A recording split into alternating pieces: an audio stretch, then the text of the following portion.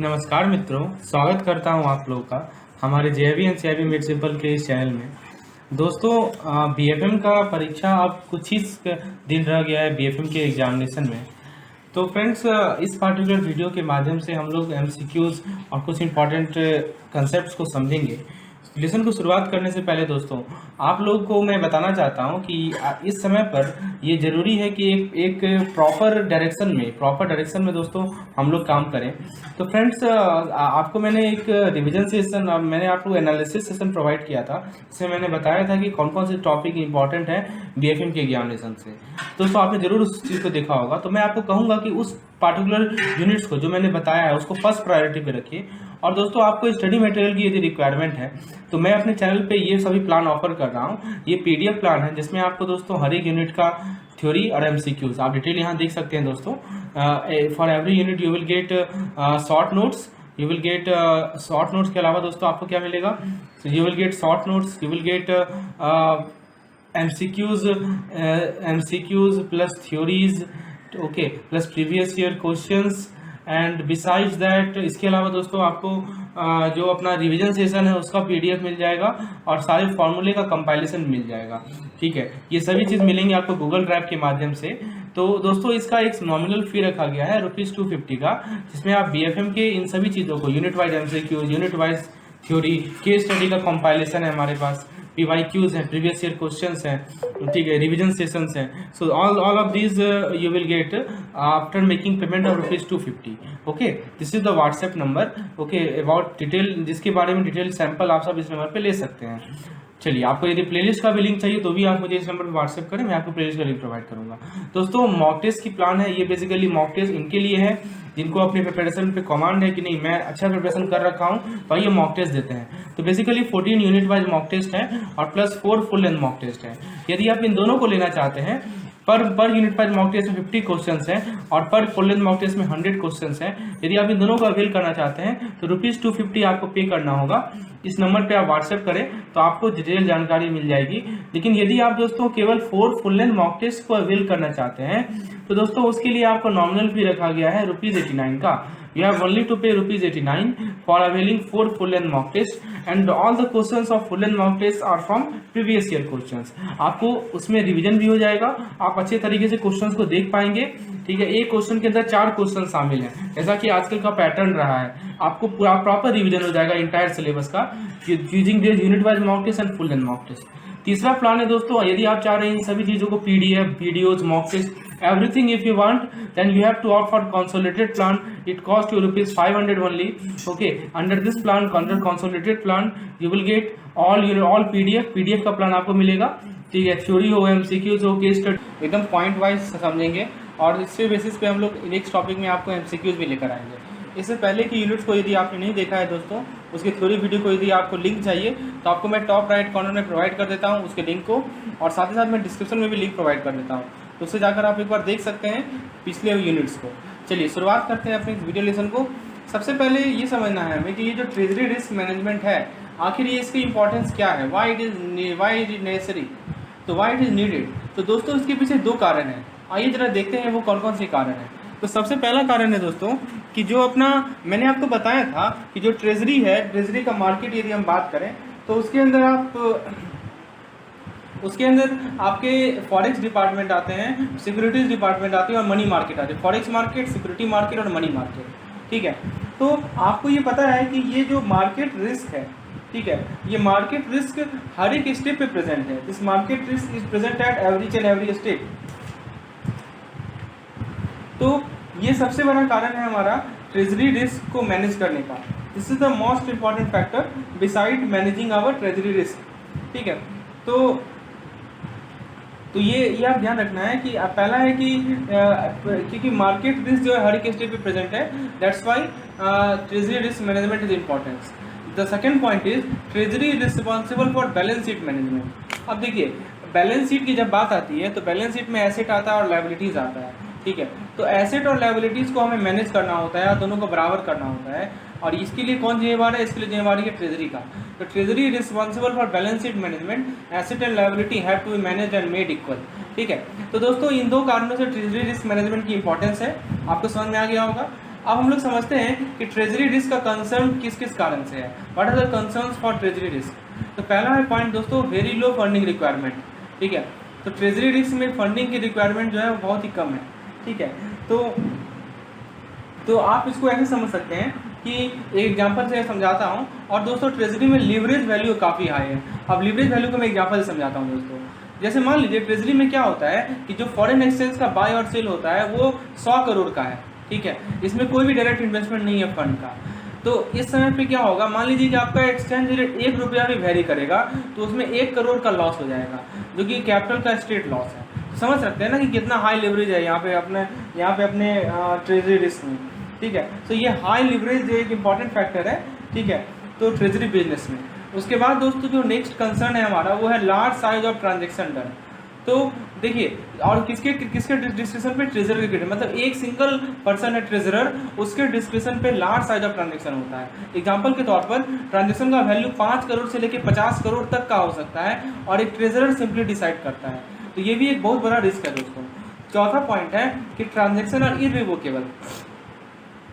दोस्तों इररिवोकेबल का मतलब क्या हुआ कि मार्केट इतना फास्ट रिएक्ट करता है कि जो ट्रेड पे प्रॉफिट या लॉस है वो इंस्टेंटेनियस होता है दोस्तों, वो तुरंत का तुरंत होता है।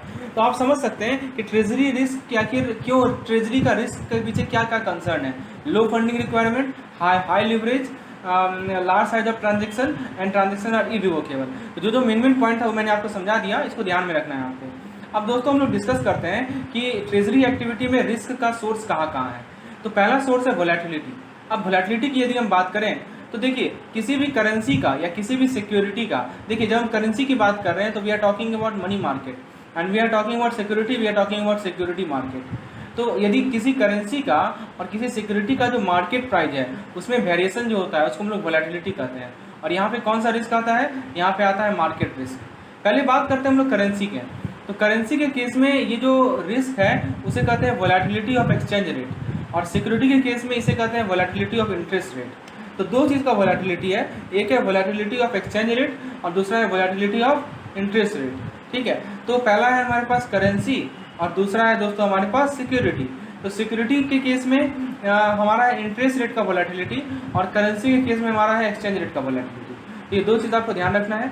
इसके बाद दोस्तों we were discussing about what are the source of risk in treasury activity. एक तो हमने बताया वोलेटिलिटी एक इंपॉर्टेंट सोर्स है जिसमें हमारा करेंसी या सिक्योरिटी का मार्केट प्राइस वेरी करता है। यदि हमारा सिक्योरिटी वेरी करेगा तो उसको बोलेंगे वोलेटिलिटी ऑफ इंटरेस्ट रेट, और यदि करेंसी वेरी करेगा तो बोलेंगे वोलेटिलिटी ऑफ एक्सचेंज रेट। दोस्तों जो सेकंड फैक्टर है जिसके कारण ट्रेजरी एक्टिविटी में रिस्क आने की संभावनाएं रहती हैं वो है लिक्विडिटी। लिक्विडिटी का मतलब हुआ फंडिंग रिस्क। ठीक है, तो when we talk about liquidity, इसका मतलब क्या हुआ दोस्तों? इसका मतलब हुआ हम लोग बात कर रहे हैं फंडिंग रिस्क का। तो ट्रेजरी में आपका फंडिंग रिस्क भी आता है, आपका लिक्विडिटी रिस्क भी आता है। ठीक है, जितने भी सेटलमेंट्स हो रहे हैं सभी को आपको फंड करना है। ठीक है, और जो भी फंडिंग गैप्स है उसको ब्रिज करना है बैंक के द्वारा। ठीक है, तो कैसे करना है? तो आपको फंड को बोरो करना है मार्केट में शॉर्ट नोटिस पे। ठीक है, तो दोस्तों यदि हम बात करें लिक्विडिटी रिस्क का, तो उसमें क्या होता है दोस्तों कि जो कैश फ्लो मिसमैच है उसको हम लोग सेटल करते हैं। ठीक है, और एक चीज़ और ध्यान रखिएगा कि यदि लिक्विडिटी मेंटेन नहीं है पहले से तो क्या होगा, इंटरेस्ट कॉस्ट जो है वो बढ़ जाता है। इसलिए हमें इंश्योर करना है, बैंक में इंश्योर करना है कि हमारे पास सफिशिएंट लिक्विडिटी हो, क्योंकि ऑब्वियस सी बात है लिक्विडिटी नहीं होगा तो आप उस अमाउंट को परचेस करेंगे तो आपको इंटरेस्ट देना पड़ेगा, तो इसी कारण आपका इंटरेस्ट कॉस्ट बढ़ जाएगा। दोस्तों यदि हम लिक्विडिटी रिस्क का बात करें और इंटरेस्ट रेट रिस्क का बात करें, दोनों एक ही सिक्के के दो पहलू हैं। ये चीज़ आपको ध्यान रखना है, ये काफ़ी इंपॉर्टेंट पॉइंट है, इससे क्वेश्चन बार बार पूछा जाता है। तो होपफुली आपको क्लियर हो गया होगा कि आखिर हमारा जो ये ट्रेजरी एक्टिविटी है उसमें रिस्क कहाँ कहाँ से आता है। पहला तो मैंने बताया वोलेटिलिटी, जिसमें मार्केट रिस्क आता है, जिसमें मार्केट प्राइस करेंसी का सिक्योरिटी का कॉन्स्टेंटली आपका वेरिएशन आते रहता है। और दूसरा मैंने बताया आपको लिक्विडिटी। ठीक है, जहाँ पे मैंने बताया आपको फंडिंग रिस्क जनरेट होता है। चलिए, तो अब हम लोग आगे डिस्कस करते हैं दोस्तों division of treasury risk management to 3 part. तो ट्रेजरी रिस्क मैनेजमेंट को 3 पार्ट में डिवाइड किया गया है, organisational control, exposure ceiling and limits on trading position and stop loss limit. तो ये 3 पार्ट है, organisational control, exposure ceiling and limits on trading position and stop loss limit. तो पहले डिस्कस करते हैं हम लोग ऑर्गेनाइजेशनल कंट्रोल का। तो ऑर्गेनाइजेशनल कंट्रोल में ट्रेजरी को 3 पार्ट में डिवाइड किया गया है। First part is front office, second part is back office and the third part is is called front office, back office and third part is called mid office. तो दोस्तों यदि हम बात करें फ्रंट ऑफिस की, तो फ्रंट ऑफिस को हम लोग डीलिंग रूम भी कहते हैं। तो डीलिंग रूम का मतलब क्या है कि ये डील जनरेट करता है। देखिए यहाँ पे जो है बड़े बड़े अधिकारी बैठे रहते हैं, आप ऐसे समझिए, और वो डीलिंग करते हैं किसके साथ, काउंटर पार्टी बैंक के साथ। यानी एक बैंक है और ये दूसरा बैंक है, ये ए बैंक है, ये बी बैंक है, तो ये आपस में क्या हो रहा है, डीलिंग हो रहा है, ठीक है, इसीलिए इसे डीलिंग रूम भी कहा गया है। इसीलिए ये कहाँ पे होता है, फ्रंट ऑफिस में होता है। और दोस्तों जो ट्रेजरी है वो करेंसी डीलिंग में इंटर कर सकता है अपने पे ट्रेडिंग बुक पे या क्लाइंट के बिहाफ पे, जैसे मर्चेंट बुक करते हैं, या बैंक के इंटरनल रिक्वायरमेंट पे, ये ध्यान रखिएगा, ठीक है। करेंसी डीलिंग या तो अपने पे हो सकता है, ट्रेडिंग बुक करते हैं, क्लाइंट के बिहाफ पे हो सकता है, जैसे मर्चेंट बुक करते हैं, ठीक है। और ट्रेजरी क्या कर सकता है दोस्तों, सिक्योरिटी को खरीद सकता है और बेच सकता है अपने रिटेल क्लाइंट के बिहाफ में। और इसका हेड कौन होता है, इसका हेड होता है चीफ डीलर। तो ये सब ध्यान रखना है आपको point, chief dealer is the head of. देखिए जो जो पॉइंट मैंने यहाँ लिखा हो ना, सबसे आपका बुलेट पॉइंट है, सबसे एमसीक्यूज बनने की संभावनाएं हैं, इसे एक एक चीज़ को ध्यान से पढ़ते जाइए। यहाँ पे क्वेश्चन क्या पूछेगा आपसे कि ट्रेजरी जो है करेंसी डीलिंग जो है अपने पे इंटर करता है, जैसे कि उस बुक को क्या बोलते हैं, तो आप बोलेंगे उसे ट्रेडिंग बुक कहते हैं। यदि ट्रेजरी में करेंसी डीलिंग जो है क्लाइंट के बिहाफ में इंटर होता है तो उस बुक को क्या बोलते हैं, तो आप बोलेंगे मर्चेंट बुक बोलते हैं। तो हमने फ्रंट ऑफिस समझ लिया, अब हम लोग आते हैं बैक ऑफिस पे, ठीक है। तो दोस्तों बैक ऑफिस में बैक ऑफिस को हम लोग ट्रेजरी एडमिनिस्ट्रेटर भी कहते हैं। ये ध्यान रखिएगा, ये वर्ड कभी कोई पूछ लिया जाता है, ठीक है। तो डीलिंग रूम बोले तो फ्रंट ऑफिस, यदि ट्रेजरी एडमिनिस्ट्रेशन बोले तो बैक ऑफिस। यहाँ पे क्या क्या काम होता है वो जरा समझिए।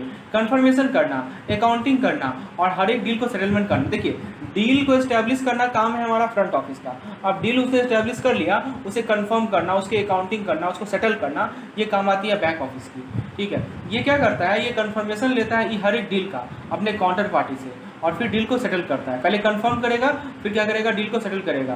तभी सेटल करेगा यदि वो एक्सपोजर लिमिट के अंदर होगा जो कि काउंटर पार्टी को अलाउड है। अब दोस्तों एक्सपोजर लिमिट कितना है वो हम लोग आगे देखेंगे, ठीक है। मैं फिर से बता रहा हूँ दोस्तों, सबसे पहले ये क्या करता है, सबसे पहले जो भी डील है उसको कंफर्म करता है, ठीक है। कंफर्म करने के बाद दोस्तों उसको सेटल करता है, और दोस्तों सेटल करने के दौरान, ठीक है, वो ये इंश्योर करता है कि जो एक्सपोजर लिमिट है वो उस लिमिट के अंतर्गत है। उसके बाद ये वेरीफाई करता है कि जो भी रेट है, जो भी प्राइस है, जो कि डील में मेंशन किया गया है, वो मार्केट से कंफर्म है या नहीं है, ठीक है, ये भी इंश्योर करता है। और दोस्तों इसका ओवरऑल रिस्पॉन्सिबिलिटी है कि वो एक्सपोजर लिमिट से कंप्लाई करना और पोजीशन लिमिट से कंप्लाई करना, जो कि मैनेजमेंट और आरबीआई ने इम्पोज किया है। तो ये थे हमारे बैक ऑफिस से के रिलेटेड कुछ पॉइंट्स, ठीक है। तो आप इसको मोटा मोटी समझिए कि कंफर्म करना, डील को सेटल करना, डील को इसका काम है, रेट प्राइस को वेरीफाई करना इसका काम है, और इसको ओवरऑल रिस्पॉन्सिबिलिटी दी गई है कि जो भी एक्सपोजर लिमिट्स है उसे कंप्लाई करना इसका काम है। ये ध्यान रखिएगा, इस सब पॉइंट से क्वेश्चन निश्चित रूप से आएगा, आपको मैं एमसीक्यू सेशन में करवाऊंगा, ठीक है, तो इसको ध्यान रखना है। थर्ड जो पॉइंट है दोस्तों वो है हमारा मिड ऑफिस। मिड ऑफिस को हम लोग रिस्क मैनेजमेंट भी कहते हैं। तो देखिए दोस्तों, फ्रंट ऑफिस के लिए डीलिंग रूम, मिड आपका जो बैक ऑफिस था उसके लिए मैंने क्या बताया था, बैक ऑफिस के लिए मैंने आपको बताया था दोस्तों ट्रेजरी एडमिनिस्ट्रेशन, और जो मिड ऑफिस है उसको हम लोग कहते हैं रिस्क मैनेजमेंट। तो मिड ऑफिस क्या का काम क्या है कि वो इंश्योर करता है treasury compliance with board approved policy, यानी जो बोर्ड ने जो पॉलिसी अप्रूव किया है उसके अकॉर्डिंगली हमारा ट्रेजरी कंप्लाई कर रहा है या नहीं कर रहा है, ये काम आता है मिड ऑफिस का। ये कंप्लायंस को इंश्योर करता है रेगुलेटरी रिक्वायरमेंट के साथ, daily mark to market valuation of treasury product, verification of pricing of treasury product. तो ये सब हमारा फंक्शन है मिड ऑफिस का। तो ऑर्गेनाइजेशनल कंट्रोल आपको समझ में आ गया होगा कि पहले फ्रंट ऑफिस आते हैं जिसको हम लोग डीलिंग रूम कहते हैं, दूसरे में हमारे बैक ऑफिस आते हैं जिसको हम लोग ट्रेजरी एडमिनिस्ट्रेशन कहते हैं, और तीसरे में हमारे मिड ऑफिस आते हैं जिसको हम लोग रिस्क मैनेजमेंट कहते हैं। चलिए ये तीन चीज़ आपको क्लियर हो गया। चलिए हम लोग डिस्कस क्या कर रहे हैं, हम लोग डिस्कस कर रहे हैं कि ट्रेजरी को तीन भाग में जो डिवाइड किया गया है ऑर्गेनाइजेशनल कंट्रोल के बेसिस पे, ठीक है। तो वो हमने डिस्कस कर लिया। अब हम लोग आते हैं सेकंड पार्ट पे जो कि इंटरनल कंट्रोल। मैंने बताया ना आपको कि ट्रेजरी रिस्क मैनेजमेंट को तीन पार्ट में डिवाइड किया गया है। तो अब हम लोग इस पे, ये हमारा इंटरनल कंट्रोल है कि हम लोग एक्सपोजर के बारे में बात करेंगे, ठीक है। पहले हम लोग इंटरनल कंट्रोल की बात करते हैं। चलिए इंटरनल कंट्रोल को समझते हैं, इसके इंपॉर्टेंट पॉइंट्स को समझते हैं जो कि जिससे हमारा एमसीक्यूज बनेगा तो हम उसे सॉल्व कर पाएँ। तो दोस्तों इसमें दो लिमिट होता है, एक होता है पोजीशन लिमिट और एक होता है स्टॉप लॉस लिमिट। इसको मैं अच्छे से समझाता हूँ दोस्तों, ठीक है। तो देखिए इंटरनल कंट्रोल में क्या होता है दोस्तों कि यहाँ पे ये जो दो मैंने आपको बताया ना, पोजीशन लिमिट और लॉस लिमिट, ये सबसे इंपॉर्टेंट इंटरनल कंट्रोल है, ठीक है।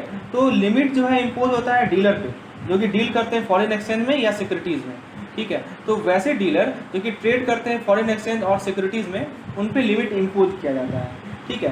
तो जरा देखते हैं किन किन तरह का लिमिट रहता है। तो पहला लिमिट होता है लिमिट ऑफ डील साइज, ठीक है। तो लिमिट ऑफ डील साइज में क्या है दोस्तों कि कोई भी आपका बाइस ट्रांजेक्शन हो या सेल ट्रांजेक्शन हो, उसमें मैक्सिमम वैल्यू को प्रिस्क्राइब किया जाता है। It prescribes the maximum value for a buy और सेल ट्रांजेक्शन, यानी कि आपके डील को एक लिमिट सेट कर लिया जाता है कि आप इसके ऊपर डील नहीं कर सकते हैं। आपका जो बाय और सेल ट्रांजेक्शन, जो भी फॉरेन एक्सचेंज का ट्रांजेक्शन होगा, उसका अपर लिमिट इतना है और उसका अपर सेल का भी अपर लिमिट इतना है।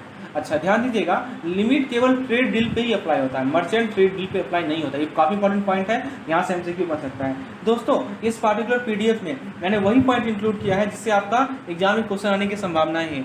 जो भी अननेसेसरी पॉइंट है उसको मैंने एक्सक्लूड किया है। तो इस पार्टिकुलर पीडीएफ का आप हेल्प ले सकते हैं, बार बार वीडियोज देखिए, और यदि आपके पास कम टाइम है तो इस पीडीएफ को आप एक्सेस कर सकते हैं। आप मुझे इस नंबर पर व्हाट्सएप कीजिए, ठीक है, और इसके बारे में मैं डिटेल आपको बताऊँगा कैसे आपको पीडीएफ एक्सेस करना है। चलिए, तो दोस्तों हम लोग डिस्कस कर रहे थे लिमिट्स ऑफ डील साइज के बारे में।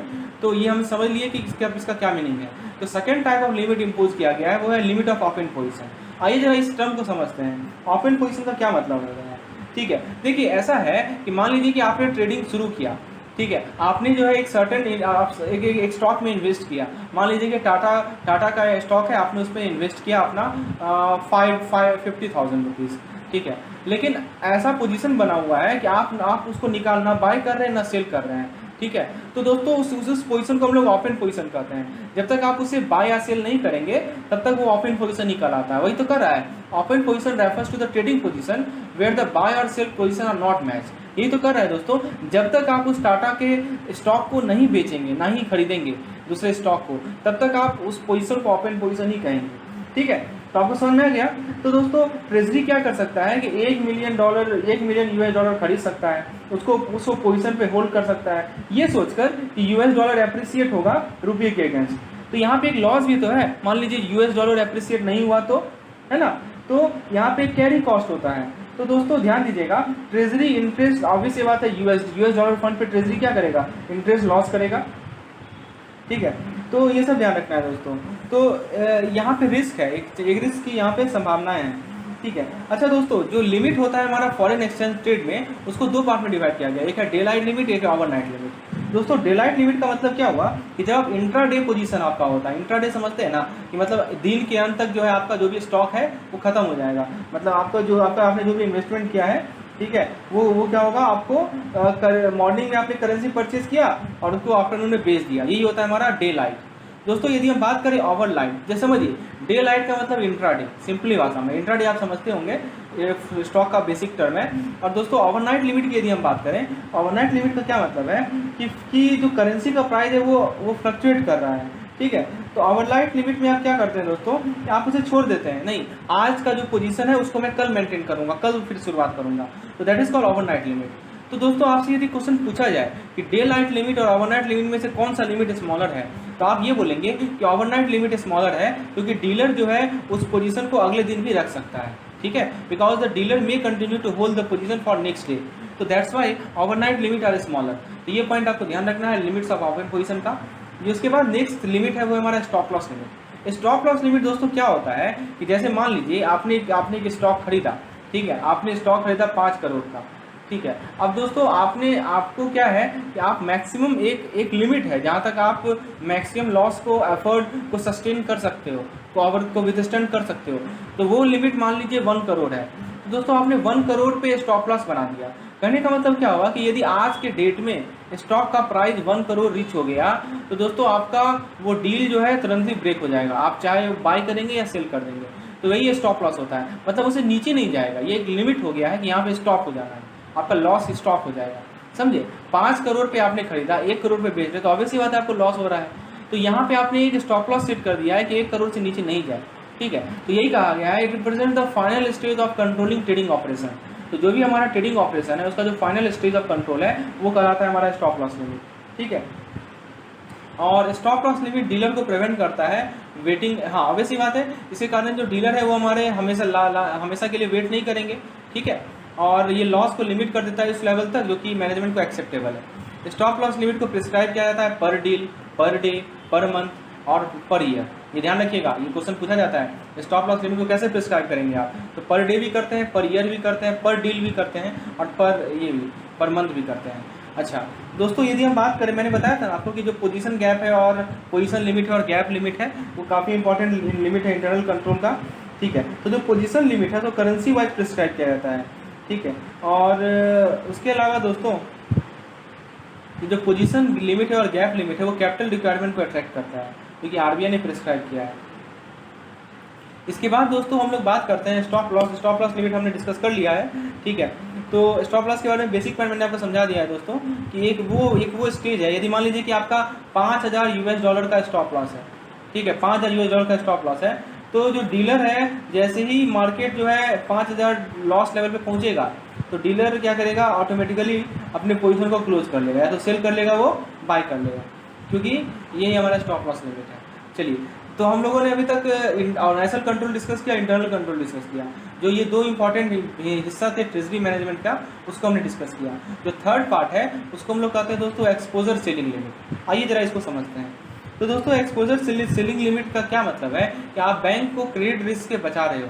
ठीक है, क्रेडिट रिस्क को दो पार्ट में डिवाइड कर सकते हैं। यदि हम बात करें क्रेडिट रिस्क का, तो क्रेडिट रिस्क का दो पार्ट होता है। एक होता है दोस्तों हमारा डिफॉल्ट रिस्क और एक होता है हमारा सेटलमेंट रिस्क। ठीक है, तो these two are important parts of credit risk. One is called default risk, other is called settlement risk. Default risk तब होता है जब बैंक ने क्या किया है, अपना पैसा, अपना लैंड मनी मार्केट में पैसा दे दिया। ठीक है, तो आप दे तो दिया, लेकिन जो है बोरोइंग बैंक है वो फिर रिपे नहीं कर पाएगी ड्यू डेट में, तब डिफॉल्ट रिस्क आता है। मतलब वो कहेंगे कि वो डिफॉल्ट कर गया। डिफॉल्ट करने का मतलब क्या हुआ कि जो जिसने भी पैसा बोरो किया था वो पैसा वापस नहीं चुका रहा है, that's why it is called defaulting. ठीक है, तो ये एक्सपोजर सेलिंग लिमिट आपको क्लियर हो गया कि बैंक को प्रोटेक्ट करना है क्रेडिट रिस्क से। उसके बाद दोस्तों जो नेक्स्ट पॉइंट है वो ये है कि treasury land it entire surpluses to a single bank और to a handful of bank. Treasury क्या करती है कि वो अपना इंटायर सरप्लस को या तो एक सिंगल बैंक को दे देगी या वो हैंडफुल बैंक को या कुछ नंबर ऑफ बैंक को दे देगी। तो क्रेडिट रिस्क आना लाजमी है ना, कि देखिए क्रेडिट रिस्क तब आता है कि जिस बैंक को वो पैसा दे रही है, ठीक है, सरप्लस दे रही है, वो यदि वापस नहीं कर पाए तो वो, यही तो मैंने बताया कि जो भी बोरोइंग पार्टी है वो यदि डिफॉल्ट कर जाए तो इस केस में ट्रेजरी रिस्क ज़्यादा होने की संभावना है। तो इसीलिए क्या किया गया है कि सरप्लस का जो एक्सपोजर है उसको फिक्स किया गया है और उस पर लिमिट इम्पोज किया गया है। समझ में आखिर लिमिट क्यों इम्पोज किया गया है? इसी कारण से कि आप मान लीजिए पता चला कि खाली सरप्लस जो भी है वो पूरा देती गई और उसका क्रेडिट रिस्क बनता चला गया। इसको अवॉइड करने के लिए एक सरप्लस एक्सपोजर को फिक्स किया गया है और उस पर एक लिमिट इम्पोज किया गया। आइए जरा देखते हैं लिमिट क्या क्या है। तो दोस्तों देखिए, एक्सपोजर लिमिट फिक्स किया गया है काउंटर पार्टीज के लिए। ठीक है, एक्सपोजर लिमिट फिक्स किया गया है counter party net worth, market reputation, track record and credit rating. Reserve bank ने 5% का सीलिंग दिया है दोस्तों एक साल का टोटल बिजनेस में फॉर इंडिविजुअल ब्रोकर। तो कोई इंडिविजुअल ब्रोकर है उसके लिए कितना परसेंट का सीलिंग है? 5% का सीलिंग है। ठीक है, टोटल बिजनेस का एक साल में। और जितने भी लिमिट्स हैं उसको एटलीस्ट एक बार तो साल में एक बार तो रिव्यू करना ही करना है। ठीक है, और यदि मान लीजिए कि बैक ऑफिस या मिड ऑफिस की जिम्मेवारी है कि जो ट्रेजरी है वो एक्सपोजर लिमिट से कंप्लाई करे। It is responsibility of back office और mid office to ensure that treasury complies with exposure limit meticulously. चलिए, तो दोस्तों ये सब हमारे कुछ इंपॉर्टेंट पॉइंट्स है ट्रेजरी लिमिट के बारे में। नेक्स्ट जो लिमिट है दोस्तों वो है हमारा market risk and credit risk. ठीक है, तो आइए जरा डिस्कस करते हैं what is market risk, what is credit risk. तो मार्केट रिस्क में क्या है? Is a risk that the values of on और off balance sheet position will be adversely affected by movement in equity and interest rate market.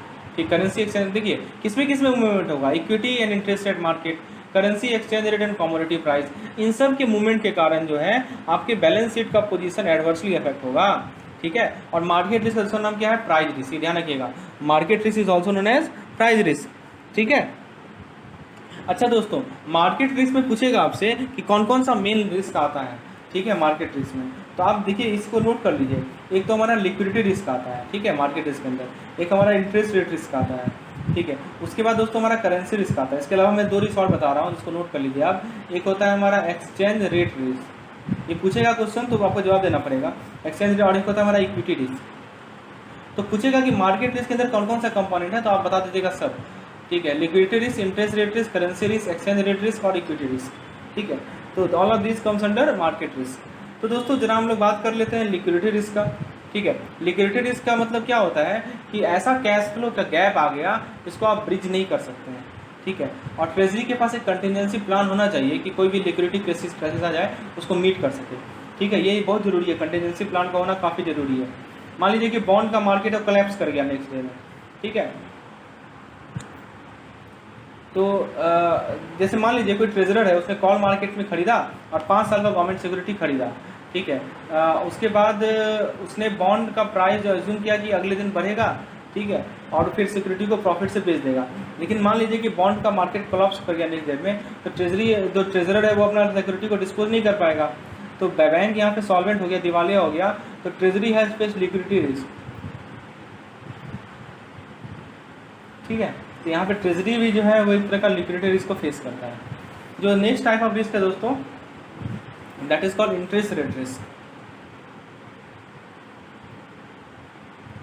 Interest rate risk में क्या होता है कि rise in interest cost of liability और fall in interest earning eroding the business profit, ठीक है। तो यानी कि आप क्या कर रहे हैं कि जो इंटरेस्ट कॉस्ट है या लायबिलिटी का, उसमें जो इंक्रीमेंट आ रहा है, और जो आपका इंटरेस्ट अर्निंग है एसेट से, उसमें जो डिक्रीमेंट आ रहा है, जो कि बिजनेस प्रॉफिट को इरोड कर रहा है, that is called interest rate risk. और इंटरेस्ट रेट रिस्क जो है present wherever there is mismatch, जब भी एसेट और लायबिलिटी, एसेट को बोलते हैं हम लोग कैश इनफ्लो और लायबिलिटी को बोलते हैं हम लोग कैश आउटफ्लो, तो जब भी एसेट और लायबिलिटी के बीच में मिसमैच आता है दोस्तों, तो हमारा इंटरेस्ट रेट रिस्क वहाँ पे प्रेजेंट रहता है। तो ये तो कुछ इनिशियल पॉइंट थे, हम लोगों ने इंटरेस्ट रेट रिस्क पहले भी डिस्कस कर रखा है, ठीक है। तो ये आपको ध्यान रखना है, इंटरेस्ट रेट रिस्क जब भी आपका एसेट और लायबिलिटी के जो मिसमैच आता है, तो वो हमारा किसके अंदर आता है, इंटरेस्ट रेट रिस्क के अंदर आता है, ये आपको ध्यान रखना है। चलिए उसके बाद दोस्तों नेक्स्ट रिस्क है वो करेंसी रिस्क। करेंसी रिस्क बोले या एक्सचेंज रेट रिस्क बोले, तो दोस्तों इंटरेस्ट रेट जो है इसे हम लोग कहते हैं डोमेस्टिक कॉस्ट ऑफ करेंसी, लेकिन एक्सचेंज रेट को हम लोग एक्सटर्नल कॉस्ट ऑफ करेंसी कहते हैं। Price movement are affected by not only supply and demand but also by economic factor like interest rate and exchange rate. बिल्कुल सही बात। अब दोस्तों हम लोग रिस्क को मेजर करना सीखते हैं। How do we measure risk? तो हमारे पास दो टूल है, एक है VAR और एक है ड्यूरेशन। दोस्तों VAR से कैसे रिस्क मेजर करते हैं, तो VAR एक स्टैटिस्टिकल मेजर है जिसके थ्रू हम लोग worst possible movement of market rate को डिटरमाइन करते हैं। एक एग्जांपल लेते हैं, एक ओवरनाइट VAR है 45 बेसिक पॉइंट स्केल का, 45 BPS इसका दिया हुआ है, USD पर INR है, 95% कॉन्फिडेंस इंटरवल है। इसका मतलब क्या हुआ कि 5% चांस ऐसा है कि जो रेट है वो 45 BPS से ऊपर चला जाए नेक्स्ट डे में। यदि आज का स्पॉट रेट 46.00 है, ठीक है, तो tomorrow the worst possible rate for export can be assume to 45.55। ये वर्स्ट पॉसिबल केस है क्योंकि 5% का आपका यहाँ पे चांस है वर्सनिंग होने का, ठीक है, with reasonable safety, that is only 5% chance of rate. यदि मान लीजिए कि एक VAR है जिसका ओवरनाइट VAR आपको एक साल का गवर्नमेंट सिक्योरिटी यील्ड दिया हुआ 0.35, तो current yield of 7.75% is expected to fall और rise by not more than 0.35% by tomorrow. Worst के सिनेरियो में क्या होगा, कोई भी बायर है सिक्योरिटी का, ठीक है, वो यील्ड को घटाकर कर देगा 7.40% एंड बाय नेक्स्ट डेट वाला सेलर ऑफ द सिक्योरिटी। देखिए यहाँ पे दो चीज़ है, ध्यान दीजिएगा। वर्स्ट के सिनेरियो की हम लोग बात कर रहे हैं, VAR का मतलब ही है वर्स्ट के सिनेरियो, ठीक है। तो एक प्रोस्पेक्टिव बायर है और एक प्रोस्पेक्टिव सेलर है, ठीक है। तो प्रोस्पेक्टिव बायर क्या करता है कि वो यील्ड को घटा के 7.75 से 0.35 घटाया तो मिलेगा आपको 7.40 नेक्स्ट डेट है। और जो सेलर ऑफ सिक्योरिटी है वो उसने एक्सपेक्ट किया यील्ड को बढ़ाना, तो एक में हम लोग घटाएंगे एक में बढ़ाएंगे, किस में बढ़ाएंगे, तो याद रख लीजिए बायर के केस में what we do, we subtract. अब दोस्तों सेलर के केस में हम लोग क्या करते हैं, ऐड करते हैं।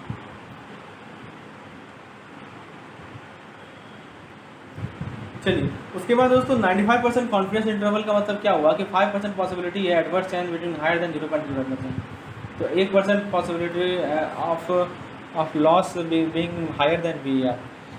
VAR जो है सबसे most comprehensive tool use to measure overnight risk और long risk over short period से 1 मंथ। तो VAR सबसे कॉमनली यूज टूल है जिससे आप ओवरनाइट रिस्क को निकाल सकते हैं।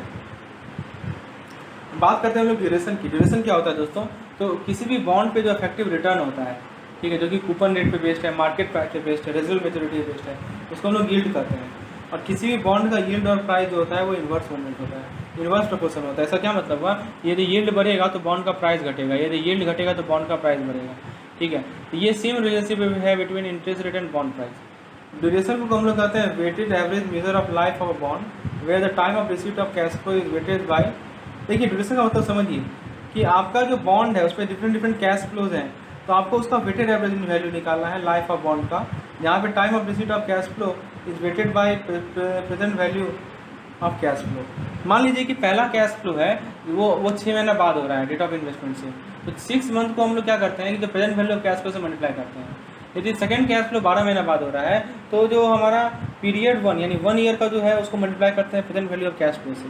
ठीक है, तो देखिए सब प्रेजेंट वैल्यू कैश फ्लो कितना है 0.5 इंटू PV, यही है ना। ठीक है, तो उसको क्या करेंगे कि आपका जो तो the period 1 year is multiplied by present value of cash flow. The present value of the final payment of interest and redemption of principal offering से after 5 year from the date of investment is similarly used to weight the maturity period 5 into PV। The aggregate of result swapped and divided by total of weight.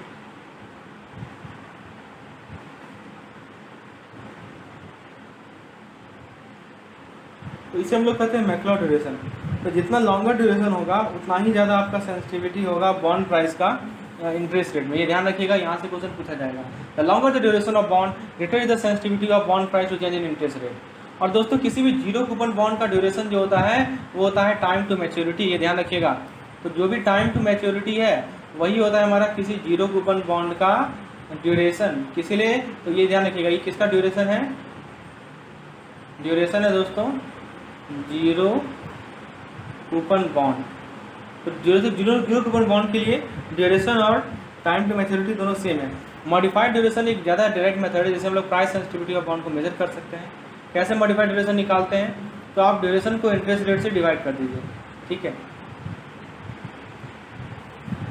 तो यहाँ पे यदि duration of bond आपका मान लीजिए 5% 2.5 आया, तो modified duration हो जाएगा 2.5 डिवाइडेड बाई 1 प्लस 0.05 यानी 2.38।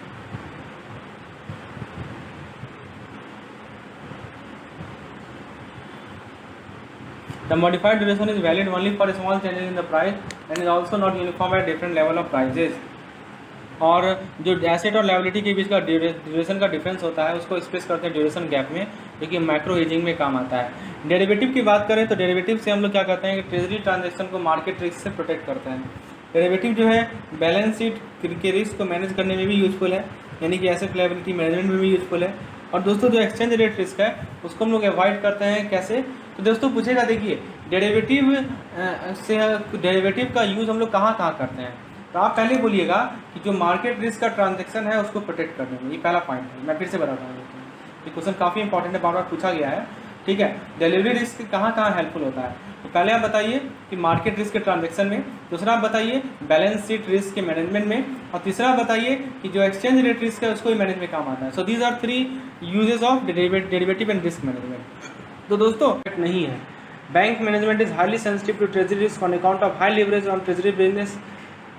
The losses on treasury business materializes very short term. Risk of losing capital is relatively less than export credit business.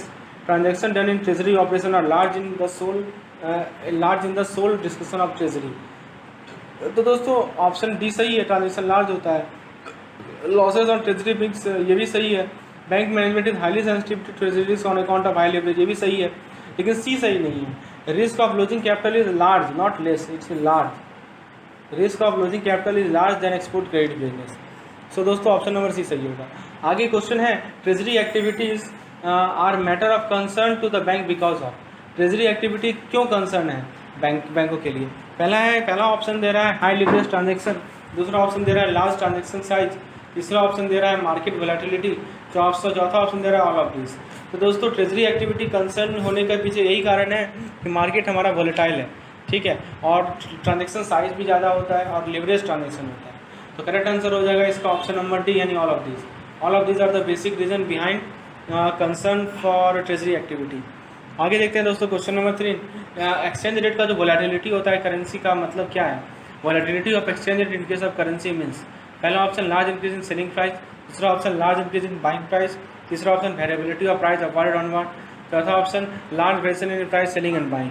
दोस्तों यदि अब हमारा करेंसी के केस में यदि एक्सचेंज रेट का वोलेटाइल है, इसका मतलब है कि प्राइस हमारा वेरी कर रहा है upward and downward. So option number C is correct. The treasury risk are primarily manage in the nature of preventive step that include.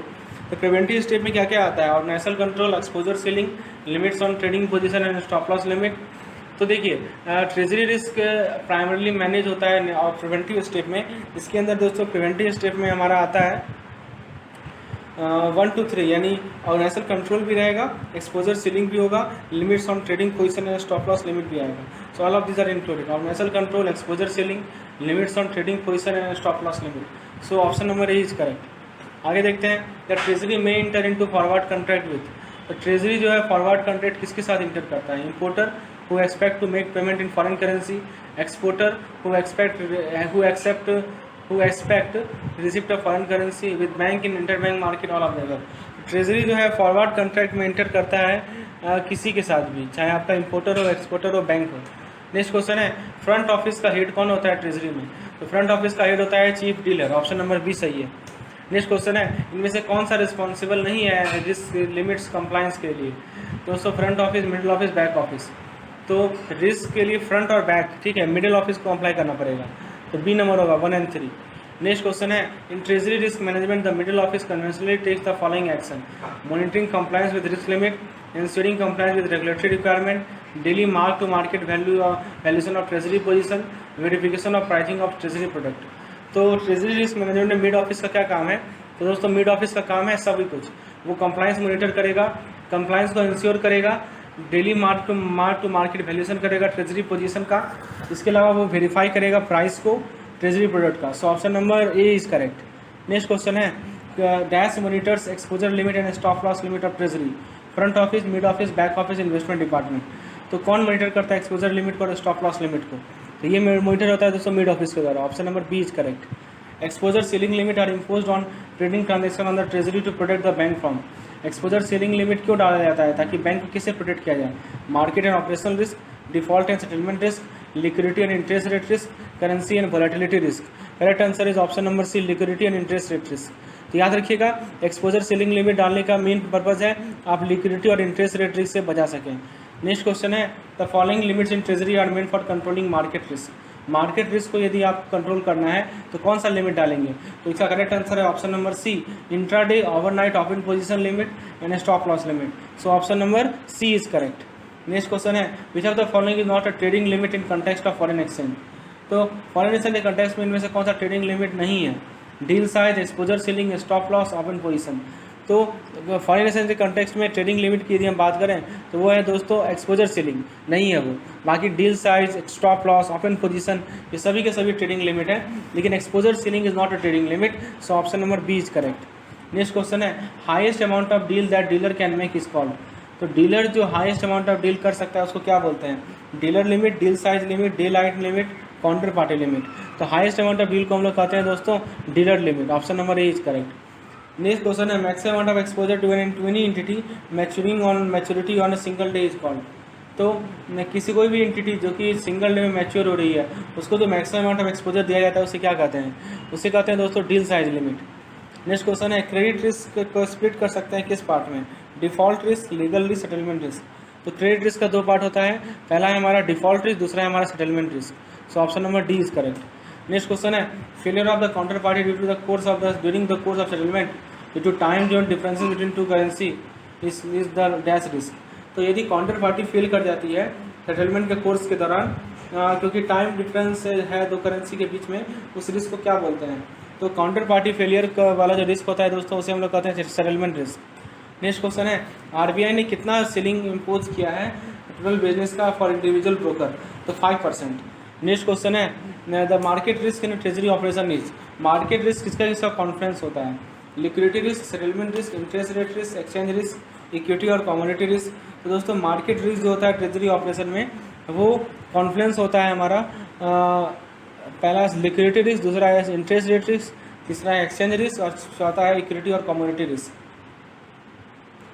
Next question है दोस्तों, risk is the risk of failure of the counter party due to bankruptcy, closure और any other reason before maturity of the contract. Pre settlement, settlement, counter party risk. तो counter party का जो risk होता है failure होने का, bankruptcy होने के कारण या किसी क्लोजर होने के कारण या किसी और रीज़न के कारण मैच्योरिटी से पहले, इसे हम लोग कहते हैं दोस्तों सेटलमेंट रिस्क। नेक्स्ट क्वेश्चन है, which of the following is not responsible to ensure that the treasury comply with exposure limit meticulously. तो किसकी जिम्मेवारी नहीं है, ठीक है, तो इसका करेक्ट आंसर है दोस्तों मिड और बैक ऑफिस का, ठीक है। इसमें दोस्तों गलत है, इसमें जो है फ्रंट ऑफिस होगा, ठीक है, नॉट रिस्पॉन्सिबल कर रहा है ना, रिस्पॉन्सिबल तो मिड और बैक ऑफिस आता है, यहाँ पे गलत आंसर है इसका आंसर होगा फ्रंट ऑफिस, ठीक है। आगे देखते हैं 21 नंबर क्वेश्चन, वेरिफिकेशन और सेटलमेंट जॉब डील कौन करता है। तो वेरिफिकेशन और सेटलमेंट करता है दोस्तों हमारा ट्रेजरी एडमिनिस्ट्रेशन। तो याद रखिएगा फ्रंट ऑफिस को हम लोग डीलिंग रूम कहते हैं, बैक ऑफिस को ट्रेजरी एडमिनिस्ट्रेशन कहते हैं और मिड ऑफिस को रिस्क मैनेजमेंट कहता है। ये 3 नाम याद रखिएगा। 22 नंबर क्वेश्चन है, इनमें से कौन सा स्टेटमेंट करेक्ट है regarding position limit for treasury risk management. पहला ऑप्शन है position limit are fixed currency wise aggregate position in express in rupees. दूसरा ऑप्शन है for aggregation purpose the currency wide net position is first calculated in dollar and then converted into rupees, ये भी सही है। The overnight limit are to be pre approved by RBI who were also prescribe the method of arriving at the aggregation position, ये भी सही है। तो option number D are correct, all are correct. 23 number है, इनमें से कौन सा लिमिट है जिसको कैपिटल रिक्वायरमेंट चाहिए जो कि RBI ने प्रिस्क्राइब करती है। पहला गैप लिमिट, दूसरा पोजीशन लिमिट, तीसरा कैरी लिमिट, चौथा स्टॉप लॉस लिमिट। दोस्तों याद रखिएगा गैप और पोजीशन को कैपिटल रिक्वायरमेंट की लिमिट्स चाहिए जो कि RBI प्रिस्क्राइब करती है। So option number C will be correct. Next question है, डेरिवेटिव का यूज किया जाता है ट्रेजरी ट्रांजेक्शन को प्रोटेक्ट करने के लिए किससे। एक्सचेंज रेट रिस्क से, बैलेंस शीट रिस्क से, मार्केट रिस्क से या इन सभी से। तो याद रखिएगा डेरिवेटिव को हम लोग यूज़ करते हैं प्रोटेक्ट करने के लिए इन सभी रिस्क से, चाहे एक्सचेंज रेट रिस्क को, बैलेंस शीट रिस्क को या मार्केट रिस्क को। ड्यूरेशन को किस टर्म एक्सप्रेस करते हैं, number of years. Next question है, जितना लॉन्गर ड्यूरेशन होगा उसमें से कौन सा स्टेटमेंट करेक्ट है। Shorter will be the price sensitivity. देखिए ड्यूरेशन यदि ज़्यादा होगा ना उतना ही ज़्यादा प्राइस सेंसिटिविटी ज़्यादा होगा तो यील्ड चेंज, ठीक है, और उतना ही ज़्यादा रिस्क एसोसिएटेड होगा बॉन्ड से। तो option number B is correct. आपके सामने 2 बॉन्ड दिया हुआ है, एक पार वैल्यू बॉन्ड है डी, इसका 2 साल टू मैच्योरिटी है और 8% कूपन रेट है, और एक 0 कूपन बॉन्ड है ई, इसका 2 साल टू मैच्योरिटी और 8% यील्ड टू मैच्योरिटी है। आपको बताना है इनमें से कौन सा बॉन्ड है जो कि ज़्यादा प्राइस सेंसिटिविटी है इंटरेस्ट रेट चेंज होने से, यानी कि इंटरेस्ट रेट चेंज होने के कारण किस बॉन्ड में ज़्यादा प्राइस सेंसिटिविटी आएगा। तो ऑप्शन ए कर रहा है कि बॉन्ड डी, ऑप्शन बी कर रहा है बॉन्ड डी, ऑप्शन सी कर रहा है बॉन्ड डी, ऑप्शन डी कर रहा है कि दोनों का सेम सेंसिटिविटी होगा क्योंकि दोनों का सेम यील्ड टू मैच्योरिटी है। दोस्तों इसका करेक्ट आंसर है हमारा ऑप्शन नंबर सी, यानी कि बॉन्ड डी, ठीक है। क्योंकि देखिए बॉन्ड डी में क्या है कि क्योंकि यहाँ पे ड्यूरेशन ज़्यादा है, ठीक है, तो ज़्यादा ड्यूरेशन है तो इस कारण से हायर द प्राइस सेंसिटिविटी। 20 साल का 0 कूपन बॉन्ड है उसका ड्यूरेशन क्या होगा। तो याद रखिएगा 0 कूपन बॉन्ड के केस में ड्यूरेशन जो होता है वो बॉन्ड का मैच्योरिटी पीरियड होता है। तो इस बॉन्ड का मैच्योरिटी पीरियड कितना है, 20 ईयर्स है, तो वही 20 ईयर्स ही इस बॉन्ड का ड्यूरेशन भी हो जाएगा। ये एक इंपॉर्टेंट कंसेप्ट है, इसको ध्यान में रखना है। 29 नंबर क्वेश्चन है, यदि टाइम टू मैच्योरिटी आपको पता है तो किसी 0 कूपन बॉन्ड का ड्यूरेशन हायर होगा जब discount rate, option A higher, option B lower, option C equal to risk free rate, option D the bond duration is independent of discount rate, option E none of these correct. अभी मैंने बताया आपको कि किसी भी 0 coupon bond का जो duration होता है वो केवल और केवल किस पे डिपेंड करता है, वो मैच्योरिटी पे डिपेंड करता है। उसको कोई मतलब नहीं कि डिस्काउंट रेट क्या है और बाकी चीज़ क्या है। करेक्ट आंसर हो जाएगा इसका ऑप्शन नंबर डी, 29 का डी नंबर। नेक्स्ट क्वेश्चन है, इनमें से कौन सा स्टेटमेंट ट्रू है MacLeod duration of 0 coupon bond. तो मैक्लॉड ड्यूरेशन किसी 0 कूपन बॉन्ड के रिगार्डिंग कौन सा स्टेटमेंट ट्रू है। पहला है it is equal to bond maturity in year, दूसरा है it is equal to 1/2 the bond maturity in year, तीसरा है it is equal to bond maturity in year divided by yield maturity, चौथा है it can not be calculated. दोस्तों आपको मैंने यही बताया कि किसी भी 0 कूपन बॉन्ड का जो आपका मैक्लॉड ड्यूरेशन होता है वो उसके मैच्योरिटी के बराबर होता है। तो आप यहाँ देख सकते हैं option number A correct answer है। आगे देखते हैं, which of the following is true, holding other thing constant the duration of bond decreases with time to maturity, यानी ड्यूरेशन और टाइम टू मैच्योरिटी में इन्वर्सली रिलेशनशिप है। Given time to maturity the duration of 0 coupon bond increases with yield to maturity, given time to maturity and yield to maturity the duration of bond is higher when the coupon rate is lower. तो concept क्या है कि 0 coupon bond का duration जो होता है time to maturity का होता है और इंडिपेंडेंट होता है यील्ड टू मैच्योरिटी का, ठीक है। तो आप जरा ऑप्शन नंबर ई को देखिए, तो ये तो मैंने बताया ना आपको कि कूपन रेट और ड्यूरेशन ऑफ बॉन्ड में इन्वर्स का रिलेशनशिप है, और जहाँ तक बात है 0 कूपन बॉन्ड का तो उसका ड्यूरेशन जो है केवल और केवल टाइम टू मैच्योरिटी पे डिपेंड करता है, ठीक है। चलिए आगे देखते हैं next question. Zero coupon bond with maturity of 10 year has an annual effective yield of 10%। आपको मॉडिफाइड ड्यूरेशन बताना है। तो दोस्तों मैक्लाउड ड्यूरेशन जो पहले देखिए, McLeod duration zero coupon bond का मैच्योरिटी के बराबर होता है। तो जीरो कूपन बॉन्ड का यहाँ पे मैच्योरिटी कितना है, 10 साल है, और 1+i यानी 1.10 यानी इसे सॉल्व कीजिएगा तो 9.09 आएगा। ठीक है, तो ऑप्शन नंबर ए को यदि देखिए, ऑप्शन नंबर ए आपका करेक्ट है क्योंकि फॉर्मूला करेक्ट यूज़ किया गया है। दूसरा ऑप्शन को देखिए, ऑप्शन नंबर बी को देखिए, ये गलत है क्योंकि फॉर्मूले को यूज़ करेक्ट नहीं किया गया है।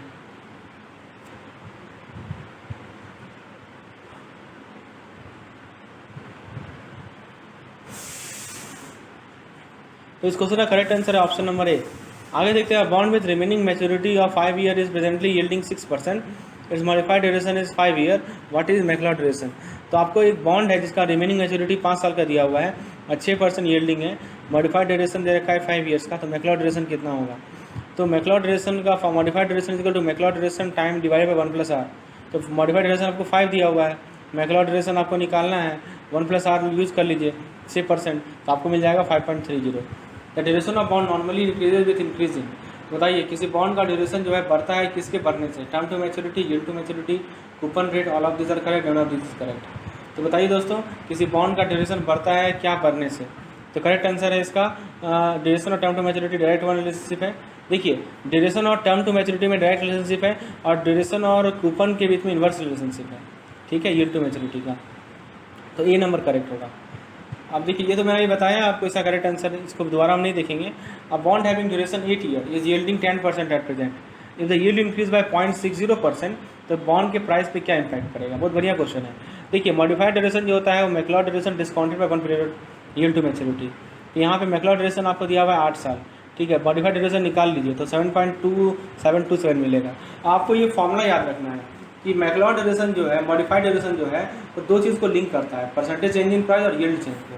तो परसेंटेज चेंज इन प्राइस हमें निकालना है, आपको मॉडिफाइड ड्यूरेशन 7.2727 पता है, और यील्ड चेंज कितना है जरा देखिए, क्वेश्चन में दिया हुआ है यील्ड चेंज है 0.60%, है ना। तो यील्ड चेंज आप लिखेंगे 0.60%, 7.2727 का 0.60% आप निकाल लीजिए तो आपको मिल जाएगा 4.3636। और यहाँ नेगेटिव साइन इसलिए होगा क्योंकि ये दोनों में इन्वर्स का रिलेशनशिप है, ये बढ़ेगा तो ये घटेगा। ठीक है, तो इसलिए नेगेटिव साइन होगा। तो यहाँ पे आपका आंसर मिलेगा -4.36। इसका मतलब हुआ कि प्राइस आपका क्या हो रहा है, घट रहा है। तो आंसर हो जाएगा 4.36% डिक्रीज इन प्राइस। जैसे ही यील्ड बढ़ेगा तो प्राइस तो घटेगा ही घटेगा। चलिए आगे देखते हैं। मिस्टर वाई ने दिए, बहुत बढ़िया क्वेश्चन है दोस्तों, इससे आप लोग ड्यूरेशन, मॉडिफाइड ड्यूरेशन, किसी भी कैश फ्लो का कैसे निकालते हैं वो सीखेंगे। ठीक है, तो अभी तो हमने ड्यूरेशन निकालना सीखा था जब मॉडिफाइड दिया, ये मैक्लाउड दिया था, मॉडिफाइड निकालना था। अब किसी कैश फ्लो कैसे निकालना है। उसने 8% पे 3 साल के लिए बॉन्ड खरीदा 10 लाख का, annual interest payment face value ये पे, वाईटीएम को 6% लेना है, ड्यूरेशन और मॉडिफाइड बताना है। तो इसके लिए टेबल बनाइए, टेबल आपके सामने है दोस्तों। देखिए सबसे पहले कूपन का वैल्यू लिखिए, 8 लाख का है, 10% पे है तो 80,000 हो जाएगा, है ना। सॉरी 10 लाख का है 8% पे तो 80,000, 80,000 80,000 और लास्ट में आपको 10 लाख 80,000 मिलेगा। डिस्काउंटिंग फैक्टर निकालिए 1/1 + r। ठीक है, आर कितना लेना है, कूपन रेट लेना है, कूपन वाईटीएम लेना है, वाईटीएम कितना है 6%। तो 1/1 देखिए आप क्या कीजिए, यहाँ पे देखिए आपको कूपन रेट डिस्काउंटिंग फैक्टर पता है ना, 1/1 + r होता है। ठीक है, तो यहाँ पे 1/1 + 0 कितना है 6% है ना, 0.06। ठीक है, क्योंकि 6% है 0.06, इसको ले लीजिए 1/1.06, इसको सिम्प्लीफाई कीजिएगा तो आपको मिल जाएगा 0.9434, यही यहाँ पे लिखा हुआ है। ठीक है, अब कूपन वैल्यू को डिस्काउंटिंग फैक्टर से मल्टीप्लाई करेंगे तो आपको मिलेगा पीवी, प्रेजेंट वैल्यू, यही होता है ना। पीवी कैसे निकालते हैं हम लोग, प्रेजेंट वैल्यू कैसे निकालते हैं। तो प्रेजेंट वैल्यू निकालने के लिए क्या करना पड़ता है, coupon value into discounting factor. ठीक है, क्योंकि फिजिया या फ्यूचर वैल्यू अपन आर ऐसे भी कर सकते हैं। ठीक है, तो आप पीवी निकाल लेंगे। अब क्या करेंगे आप कि इसका समेशन लेंगे। ठीक है, पीवी इंटू एन का, पीवी इंटू ईयर है ना, तो पहला ईयर है तो 1 से मल्टीप्लाई करेंगे, फिर 2 साल का, इसको 2 साल निकालने के लिए 1 + r का स्क्वायर कर लीजिए, ये मिल जाएगा, और फिर इसको मल्टीप्लाई करेंगे तो ये मिलेगा, और इसको 2 से मल्टीप्लाई कर देंगे, इसको क्या करेंगे 2 से मल्टीप्लाई करेंगे। ठीक है, उसके बाद दोस्तों थर्ड वाले में देखेंगे, तो थर्ड वाले में इसको क्या करेंगे, 10 लाख 8,000 है। ठीक है, तो 10 लाख 8,000 इसको 1/1 + r का होल स्क्वायर से मल्टीप्लाई करेंगे और फिर इसको फर्दर इंटू 3 करेंगे, तो यहाँ आपको पीवी ऑफ ईयर मिल जाएगा। सपोज सम कर लीजिए, ये मिल जाएगा summation of PV into T, ये मिल जाएगा समेशन ऑफ पीवी, और ड्यूरेशन का फॉर्मूला होता है summation of PV into T upon summation of PV, यानी इसको और इसको डिवाइड कर दीजिए, 2.789 मिल जाएगा। और मॉडिफाइड ड्यूरेशन लिखिए तो आपको मिला मैक्लाउड ड्यूरेशन, और मॉडिफाइड ड्यूरेशन के लिए ड्यूरेशन अपॉन 1+r करना है तो 2.63 मिलेगा। इसको प्रैक्टिस कीजिए दोस्तों, इस पर क्वेश्चन आएगा, निश्चित रूप से आएगा। देखिए करंट प्राइस ऑफ बॉन्ड दिया हुआ है इतना, ड्यूरेशन दिया हुआ है इतना, यील्ड जो है यहाँ से आना होगा, तो आपका प्राइस बताना है। तो देखिए वही फॉर्मूला लगेगा, percentage change in price equal modified duration times percentage. तो मॉडिफाइड ड्यूरेशन आपको 2.7513 दिया हुआ है, और उसका प्राइस में एब्सोल्यूट चेंज निकाल लीजिए, ठीक है। उसके बाद ओवरनाइट भी, ये बढ़िया क्वेश्चन है, इसको समझिए।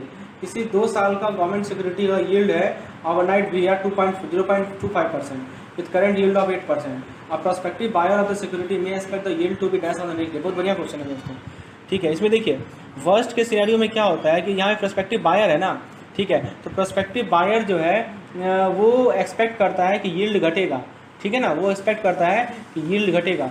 तो क्योंकि देखिए बायर है वो खरीदेगा। वर्स्ट, देखिए हम लोग बात कर रहे हैं वर्स्ट के सिनेरियो में।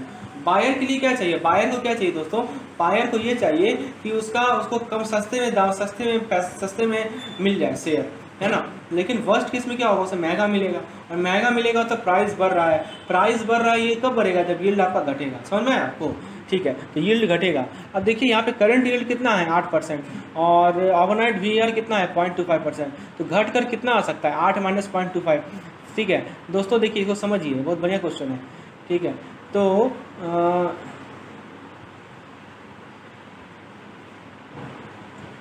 ठीक है, तो ये कितना हो जाएगा 8 - 0.25 कीजिए। यहाँ पे देखिए 8 में से 0.25 घटा दीजिए, यही होगा ना। मिनिमम कितना आ सकता है 7.75%, तो वही हमारा आंसर है, 7.75% ये हमारा आंसर है। चलिए आगे क्वेश्चन देखते हैं। एक ओवरनाइट वीआर दिया हुआ है किसका, 1 ईयर गवर्नमेंट सिक्योरिटी का 0.20%, करंट यील्ड दिया हुआ है 7.50। अब देखिए प्रोस्पेक्टिव सेलर है, सेलर क्या चाहेगा कि उसका सामान जो है ज़्यादा प्राइस में बिके, तो वो प्राइस बढ़ाना चाहता है। लेकिन वर्स्ट के सिनेरियो की हम बात करें, जब वीआर आ गया ना, तो वीआर मतलब होता है वैल्यू एट रिस्क, और वैल्यू एट रिस्क में हमेशा वर्स्ट के सिनेरियो को ही लेते हैं। तो सेलर के लिए वर्स्ट के सिनेरियो क्या होगा कि प्राइस घटे। अब प्राइस घटेगा तो यील्ड क्या होगा, बढ़ेगा। तो यील्ड बढ़ेगा, अभी करंट यील्ड कितना है 7.50% है, और मैक्सिमम कितना बढ़ सकता है, ओवरनाइट वीआर कितना है 0.20, तो बढ़ के उसका कितना हो सकता है 7.70, तो वही हमारा आंसर हो जाएगा। तो इस तरह आप लोग लॉजिक लगाइए और आंसर सॉल्व कीजिए। चलिए आगे देखते हैं। किसी 1 साल का 1 ईयर गवर्नमेंट सिक्योरिटी है, उसका ओवरनाइट वीआर दिया हुआ है 0.20%। दोस्तों काफ़ी इंपॉर्टेंट क्वेश्चन है, इस पर क्वेश्चन पूछा जाता है, कंसेप्ट क्लियर कीजिए अपना। करंट यील्ड दिया हुआ है, अब देखिए 99% कॉन्फिडेंस लेवल पे क्या पॉसिबिलिटी है loss being higher than VR. चलिए तो आपको 99% कॉन्फिडेंस लेवल बताना है कि possibility of loss being higher than VR. चलिए इसको सॉल्व करते हैं दोस्तों। इसका करेक्ट आंसर होगा ऑप्शन नंबर डी, यानी 1%, ठीक है। तो 1% चांस होगा, ठीक है, क्योंकि 99% कॉन्फिडेंस इंटरवल है। 1% ऐसा होगा जिसमें लॉस जो है वो वीआर से क्या होगा, ज़्यादा होगा। नेक्स्ट क्वेश्चन है 42 number question. For longer period VR can be calculated as dash where N is the period for which VR is required. तो उसका फॉर्मूला क्या है, लॉन्गर पीरियड का याद रखिएगा, overnight VR into square root of N. यहाँ से question पूछा जा सकता है, लॉन्गर पीरियड के लिए यदि वीआर निकालना है तो आपको ओवरनाइट वीआर पता है, तो मान लीजिए कि ओवरनाइट वीआर आपको मिला है मान लीजिए कि 100 मिला है, और एन है 4 साल, तो 4 का रूट कितना हो जाएगा 200, ठीक है। तो ये 200 जो होगा आपका वीआर होगा। ओवरनाइट वीआर कितना था 100 रुपीज़ था। चलिए आगे देखते हैं। VR is the most commonly use to measure dash risk over long period. अभी मैंने बताया ना, वीआर को हम लोग शॉर्ट पीरियड के लिए यूज़ करते हैं, ठीक है। जब फाइनेंशियल इंस्टीट्यूशन किसी इंटरेस्ट रेट रिस्क को हेज करता है स्पेसिफिक एसेट के लिए, उस हेज को हम लोग माइक्रो हेज कहते हैं, माइक्रो हेज, ठीक है। स्पेसिफिक एसेट है तो माइक्रो हेज, ठीक है। इनकरेक्ट स्टेटमेंट आपको कर सेलेक्ट करना है। The rate of discount at which present value equal to market price of bond is known as YTM। Duration is the weighted measure of average of life of bond. Modified duration indicates price sensitivity of bond per unit change in the yield level. Difference of the duration of asset and duration of liability is expressed as duration gap and it is useful for macro hedging of balance sheet. Correct, incorrect is option number B. क्या कर रहे हैं, duration is a weighted average of measure of life of bond with the time of receipt of the cash flow is weighted by measure of value. present value से होता है, not future value, है ना। Time of receipt of the cash flow जो होता है उसका wait किया जाता है प्रेजेंट वैल्यू से, नॉट फ्यूचर वैल्यू। नेक्स्ट है इंटरेस्ट रेट सेंसिटिविटी के रिगार्डिंग कौन सा स्टेटमेंट फॉल्स है, तो नंबर 3 इनकरेक्ट है। चलिए ये था हमारा आज का लेसन। होपफुली आपने लेसन को एंजॉय किया होगा, हर एक क्वेश्चन को आपने करेक्टली सॉल्व किया होगा। तो यदि आपको लेसन पसंद आया हो तो एक लाइक जरूर करें, चैनल को सब्सक्राइब कर दें और दोस्तों बेल आइकन को प्रेस कर दें ताकि जब मैं वीडियो बनाऊँ उसका नोटिफिकेशन आपको तुरंत मिल जाए। यदि PDF की रिक्वायरमेंट है तो इस नंबर पर मुझे व्हाट्सएप करें, ये नंबर आपके सामने है स्क्रीन पर। ठीक है, मिलते हैं हम लोग अपने नेक्स्ट वीडियो में। धन्यवाद।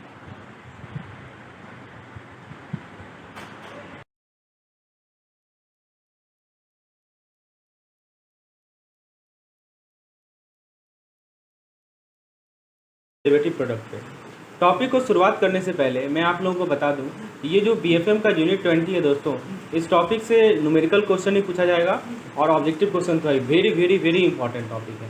कंसेप्चुअल अंडरस्टैंडिंग भी इस टॉपिक में आपको लेनी है। और दोस्तों आप समझिए कि 60-40 का रेशियो है। 60% आपका थ्योरी है और दोस्तों 40% आपका न्यूमेरिकल्स है। ठीक है, तो दोनों इसमें कंबाइंड है। तो हम लोग दोनों चीज़ को कवर करेंगे, अच्छे तरीके से कवर करेंगे दोस्तों।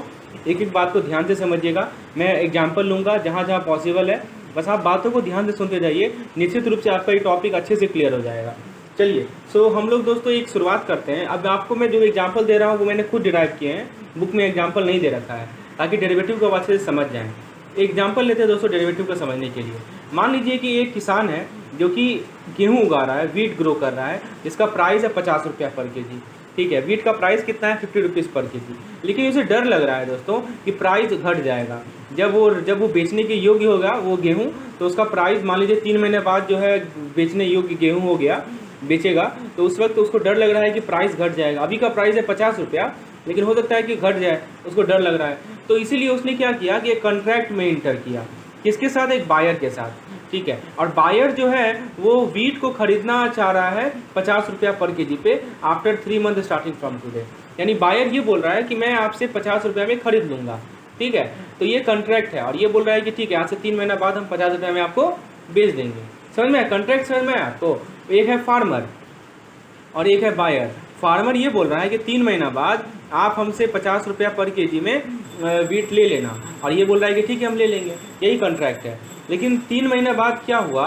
ठीक है, कि वीट का मार्केट प्राइस हो गया 40 रुपीज़ पर केजी, है ना। अब था कितना?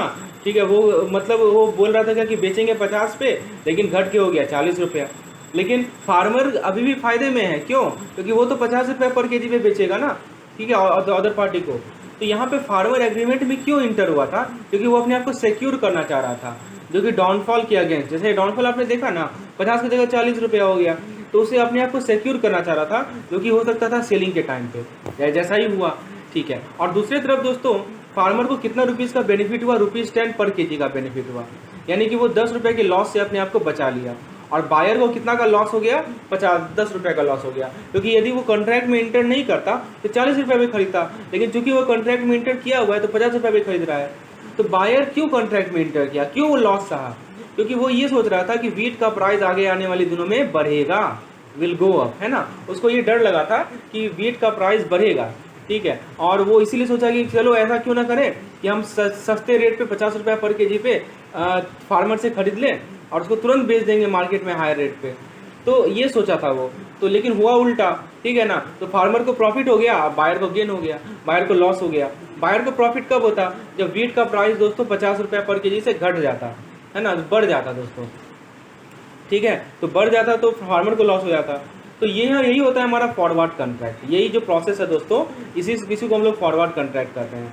तो जो फार्मर ने जो प्रोसेस किया उसे हेजिंग कहते हैं, और बायर ने जो कहा उसे स्पेकुलेशन कहते हैं। हेजिंग का मतलब अपने आप को रिस्क से बचाना, protect one self from risk. और स्पेकुलेशन आप जानते ही हैं, स्पेकुलेट करना। हाँ, क्योंकि बायर को कुछ पता तो है नहीं कि वो बढ़ेगा कि घटेगा, वो जस्ट स्पेकुलेट कर रहा है कि प्राइस बढ़ जाएगा, ये कर रहा है प्राइस घट जाएगा, दैट इज कॉल्ड स्पेकुलेशन। ठीक है, तो बायर ने क्या किया? हेजिंग किया। फार्मर ने हेजिंग किया और बायर ने क्या किया? स्पेकुलेशन किया। चलिए, ये चीज़ क्लियर हो गया। अब दोस्तों मैं आपको कुछ टर्मिनोलॉजी बताता हूँ इस टॉपिक से रिलेटेड। तो दोस्तों सबसे पहली बात कि जो करंट मार्केट प्राइस है, करंट मार्केट रेट है, उसे हम लोग स्पॉट प्राइस कहते हैं। जिस रेट पे पार्टीज ने कॉन्ट्रैक्ट किया था, जैसे 50 रुपीज़ पर केजी था, यहाँ पे आप जैसे रेट क्या हो गया? 40 रुपये पर केजी हो गया ना, तो ये हो गया आपका स्पॉट रेट पिछले वाले एग्जाम्पल में।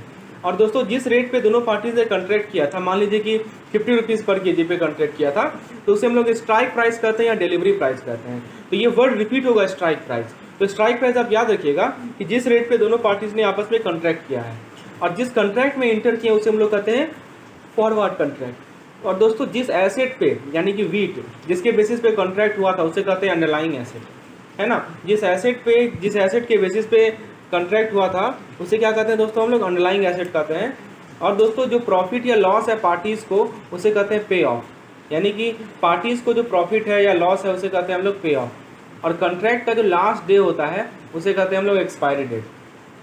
तो क्या क्या टर्म है, करंट मार्केट रेट पहला, दूसरा टर्म है दोस्तों स्ट्राइक प्राइस या डिलीवरी प्राइस दूसरा, तीसरा है दोस्तों फॉरवर्ड कॉन्ट्रैक्ट, फोर्थ है हमारा अंडरलाइंग एसेट, फिफ्थ है हमारा पे ऑफ, ठीक है, और सिक्स्थ है हमारा एक्सपायरी डेट।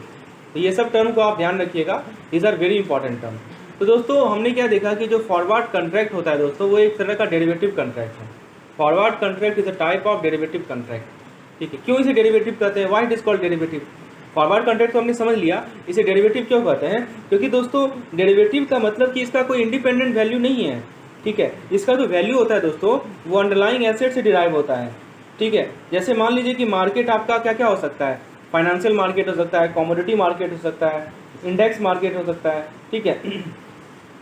तो फाइनेंशियल मार्केट में क्या होता है दोस्तों, आप फॉरेक्स से डीलिंग करते हैं, बॉन्ड से डीलिंग करते हैं। कमोडिटी मार्केट में आप किससे डीलिंग करते हैं, तो कमोडिटी मार्केट में दोस्तों आप कमर्शियल प्रोडक्ट है, ऑयल हो गया, गोल्ड हो गया, कॉटन हो गया, वीट हो गया, ठीक है।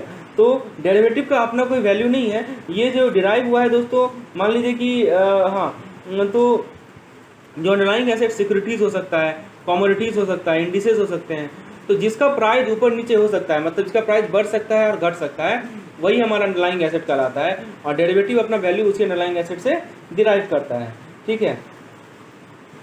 ओके, तो ये कंसेप्ट क्लियर है। तो चलिए डेरिवेटिव का हम लोगों ने डेफिनेशन देखा। अब दोस्तों एक और कंसेप्ट को समझते हैं कि देखिए जो मैंने आपको प्रॉफिट समझाया था वो कैसे होता है वो जरा देखिए, ठीक है। वैसे इस चार्ट को हम लोग अभी इग्नोर करते हैं क्योंकि उतना भी इंपॉर्टेंट नहीं है। आइए डेरिवेटिव को देखते हैं दोस्तों। तो हमने क्या बताया कि डेरिवेटिव का अपना कोई इंडिपेंडेंट वैल्यू नहीं होता है, और वो अपना वैल्यू कहाँ से डिराइव करता है, अंडरलाइंग एसेट से डिराइव करता है, ठीक है। एग्जाम्पल के तौर पर आप कॉल ऑप्शन ले सकते हैं। कॉल ऑप्शन एक तरह का डेरिवेटिव है क्योंकि ये अपना वैल्यू डिराइव करता है शेयर से, राइट। अंडरलाइंग एसेट यहाँ पे क्या होता है, शेयर होता है। तो सभी केसेस में अंडरलाइंग एसेट डिफरेंट भी हो सकते हैं।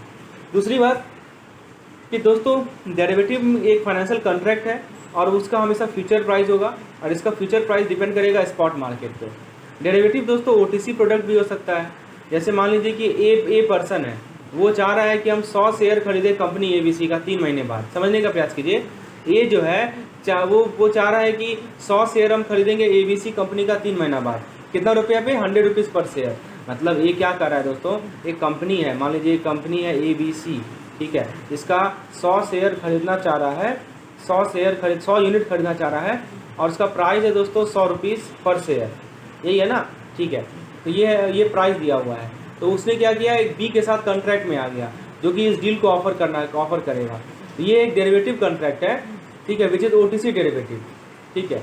तो ये जो डेरिवेटिव कॉन्ट्रैक्ट मैंने आपको एग्जांपल दिया दोस्तों, ये क्या है दोस्तों, OTC डेरिवेटिव है, यानी ओवर द काउंटर है, ठीक है। और दोस्तों ये एक्सचेंज डेरिवेटिव, एक्सचेंज ट्रेडेड भी हो सकता है, जब ए चला जाए स्टॉक एक्सचेंज में और उस कॉन्ट्रैक्ट को करे। देखिए ए के पास 2 ऑप्शन है, ए जो है बी के साथ चला जाए, बी के पास चला जाए कॉन्ट्रैक्ट करने, और ए हो सकता है कि वो चला जाए किसके पास, स्टॉक एक्सचेंज में चला जाए। तो जब वो स्टॉक एक्सचेंज में जाएगा तो उस कॉन्ट्रैक्ट को कहेंगे एक्सचेंज ट्रेडेड कॉन्ट्रैक्ट, ठीक है। और जब वो बी के साथ कॉन्ट्रैक्ट करेगा तो उसे कहते हैं OTC derivative, over the counter derivative. तो आप जरा OTC और ETC एक्सचेंज ट्रेडेड कॉन्ट्रैक्ट में जरा अंतर देखते हैं। आइए let us see the difference between OTC and ETC। Okay, so now तो दोस्तों OTC में क्या होता है, OTC product are offered by bank and financial institution. तो OTC प्रोडक्ट कौन ऑफर करती है, बैंक ऑफर करती है और फाइनेंशियल इंस्टीट्यूशन ऑफर करती है। और जो फ्यूचर कॉन्ट्रैक्ट होता है वो ऑर्गेनाइज फ्यूचर एक्सचेंज, ये जो हमारा एक्सचेंज ट्रेडेड प्रोडक्ट है ये हमेशा फ्यूचर एक्सचेंजेस में ही होता है, जो ऑर्गेनाइज फ्यूचर एक्सचेंज है वहीं पे होता है। दूसरी बात, इसमें कॉन्ट्रैक्ट डेट, इसमें अमाउंट और इसमें जो टर्म है वो क्लाइंट जो भी डिज़ायर करेगा वैसा होगा। लेकिन यहाँ पे जो कॉन्ट्रैक्ट का साइज है वो स्टैंडर्डाइज होता है, एक सेटलमेंट डेट होता है एक स्पेसिफिक टर्म के लिए। एग्जाम्पल के तौर पर 1 महीना ले लीजिए, $1000 ले लीजिए। कॉन्ट्रैक्ट जो है last Wednesday of every month INR के अगेंस्ट सेटल हुआ है। तो ये मतलब इसमें सब कुछ स्टैंडर्डाइज होता है, सेटलमेंट डेट स्टैंडर्डाइज होगा, टर्म स्टैंडर्डाइज होगा, everything is standardize in exchange traded product. दोस्तों OTC प्रोडक्ट में जो प्राइस होता है वो बैंक कोट करती है, उसमें एक मार्जिन ऐड करती है, right. Price is coated by the bank adding a margin. और दोस्तों एक्सचेंज ट्रेडेड में ट्रांसपेरेंट प्राइसिंग होता है based on screen based order matching system, ठीक है। Screen based order matching system होता है, ट्रांसपेरेंट प्राइसिंग होता है हमारा एक्सचेंज ट्रेडेड प्रोडक्ट में। This is called ETP, exchange traded product. ठीक है, तो एक्सचेंज ट्रेडेड प्रोडक्ट में ट्रांसपेरेंट प्राइसिंग होगा, और इसमें क्या होता है, बैंक प्राइस को कोट करती है मार्जिन लेते हुए OTC में, क्योंकि ये बैंक फाइनेंशियल इंस्टीट्यूशन ऑफर करती है ये प्रोडक्ट को। इसके बाद दोस्तों नेक्स्ट पॉइंट है, चाहे वो आपका सिक्योरिटी हो, cash margin, charge on asset at bank description, bank के डिस्क्रिप्शन पे है। ठीक है, कितना सिक्योरिटी लेना है, कितना मार्जिन लेना है। और यहाँ पे जो कि स्टैंडर्डाइज है, तो जो एक्सचेंज है वो कलेक्ट करती है daily cash margin based on mark to market value of the contract. दोस्तों हमारा जो OTC प्रोडक्ट है उसमें काउंटर पार्टी रिस्क होने की संभावना है, क्योंकि बैंक रिस्क प्रेजेंट है, राइट। लेकिन यहाँ पे कोई काउंटर पार्टी रिस्क नहीं है। ETC में, एक्सचेंज ट्रेडेड प्रोडक्ट में कोई काउंटर पार्टी रिस्क नहीं है, क्योंकि एक्सचेंज एक काउंटर पार्ट है जो कि रिस्क को मैनेज करता है मार्जिनिंग सिस्टम से। OTC में दोस्तों सेटलमेंट जो होता है वो फिजिकल डिलीवरी के द्वारा होता है। ठीक है, और यहाँ पे हमारा जो होता है ETC में नेट सेटलमेंट होता है कैश के द्वारा। ठीक है, उसके बाद दोस्तों ये हेजिंग के लिए यूज होता है। OTC हमारा रिस्क से बचने के लिए यूज होता है, और ETC हमारा ट्रेडिंग या स्पेकुलेशन के लिए यूज होता है। तो दोस्तों इतना पॉइंट को ध्यान रखिएगा, OTC और ETC में बेसिक डिफरेंस आपको पता होना चाहिए। दोस्तों यदि हम कुछ फ्यूचर एक्सचेंज की बात करें, यहाँ लिखा है ऑर्गेनाइज फ्यूचर एक्सचेंज, तो let us talk about some future exchange. तो दोस्तों देखिए, एक हमारा भारत में दोस्तों NSE है, नेशनल स्टॉक एक्सचेंज है, ये भी एक फ्यूचर एक्सचेंज है। ठीक है, फिर आपका सिंगापुर का ले लीजिए तो SGX हो गया, MCX इंडिया का ले लीजिए। उसके बाद आप ले सकते हैं चिकागो मर्केंटाइल एक्सचेंज। ये सभी हमारे कुछ फ्यूचर एक्सचेंज के नाम हैं। ठीक है, तो दोस्तों इस डिफरेंस को क्लियर रखिएगा, दिस आर वेरी इंपॉर्टेंट। और बैंक्स ज़्यादातर OTC प्रोडक्ट को यूज करती है। ठीक है, और उसके बाद दोस्तों हम लोग नेक्स्ट पॉइंट पे आते हैं। अब हम लोग एग्जाम्पल को समझते हैं। ठीक है, यहाँ पे दोस्तों मैंने आपको एक टर्म बताया है ना, मार्क टू मार्केट। आइए जरा इसका मतलब समझते हैं। ठीक है, ये देखिए मार्क टू मार्केट का क्या मतलब हुआ। मान लीजिए, ठीक है, 1 जनवरी को आप कॉन्ट्रैक्ट में इंटर किए। ठीक है, आपने एक फ्यूचर कॉन्ट्रैक्ट खरीदा 100 शेयर SBI का एक लॉट का। इसका स्ट्राइक प्राइस दे रखा है 100 रुपीज़ पर शेयर, और कॉन्ट्रैक्ट पीरियड है 1 मंथ का। ठीक है, ये आपको डाटा दिया हुआ है। 2 जनवरी को क्या हुआ, SBI का शेयर प्राइस जो है वो 102 हो गया। ठीक है, तो आप देखिए 2 जनवरी को शेयर प्राइस SBI का कितना हो गया, 102 रुपया हो गया। ठीक है, तो आपके ट्रेडिंग या डीमैट अकाउंट में कितना क्रेडिट होगा बताइए। तो देखिए आपने 100 शेयर लिया है ना, और पर शेयर का प्राइस 2 रुपया बढ़ गया, तो आपके डीमैट अकाउंट में 200 रुपया क्रेडिट हो जाएगा, है ना। सिंपल सी बात है कि आपने 100 शेयर खरीदा और पर शेयर जो है 2 रुपया प्राइस बढ़ा है, तो अल्टीमेटली आपके अकाउंट में कितना क्रेडिट होगा, 200 रुपया क्रेडिट होगा ना। 3 जनवरी को दोस्तों SBI का शेयर प्राइस मान लीजिए 99 हो गया, तो दोस्तों आपके ट्रेडिंग या डीमैट अकाउंट में क्या हो जाएगा, आपके ट्रेडिंग या डीमैट अकाउंट में आपने 100 शेयर खरीदा, होना चाहिए था अब देखिए आपका अभी 102 था, है ना, और घट के हो गया 99, तो 3 रुपया का घाटा हो गया, तो 300 रुपया का आपको डेबिट हो जाएगा। तो आपका टोटल बैलेंस कितना बचेगा, टोटल बैलेंस बचेगा 100 रुपया। समझ रहे हैं बात को, तो टोटल बैलेंस जो आपका कितना बचेगा, 100 रुपया बचेगा। तो यही हमारा डेली सेटलमेंट, और यही होता है mark to market, this is called daily settlement. ये मैंने आपको क्यों बताया, क्योंकि यहाँ पे एक वर्ड लिखा था दोस्तों, डेली सेटलमेंट। ठीक है, ये देखिए यहाँ लिखा है कि एक्सचेंज ट्रेडेड प्रोडक्ट M2M लिखा है ना, डेली कैश मार्जिन बेसिस, और ये जो होता है वो सिक्योरिटी बैंक डिसीजन पे होता है। तो ये डेली और मार्क टू मार्केट का मीनिंग यहाँ से क्लियर होता है। ठीक है, चलिए, तो डेरिवेटिव 3 तरह का होता है। पहला है दोस्तों फॉरवर्ड कॉन्ट्रैक्ट, दूसरा है ऑप्शन, और तीसरा है स्वैप। हम लोग एक एक चीज़ को आसानी से डिस्कशन करेंगे, लेंथी डिस्कशन करेंगे। तो दोस्तों सबसे पहले हम लोग डिस्कस करते हैं फॉरवर्ड कॉन्ट्रैक्ट को।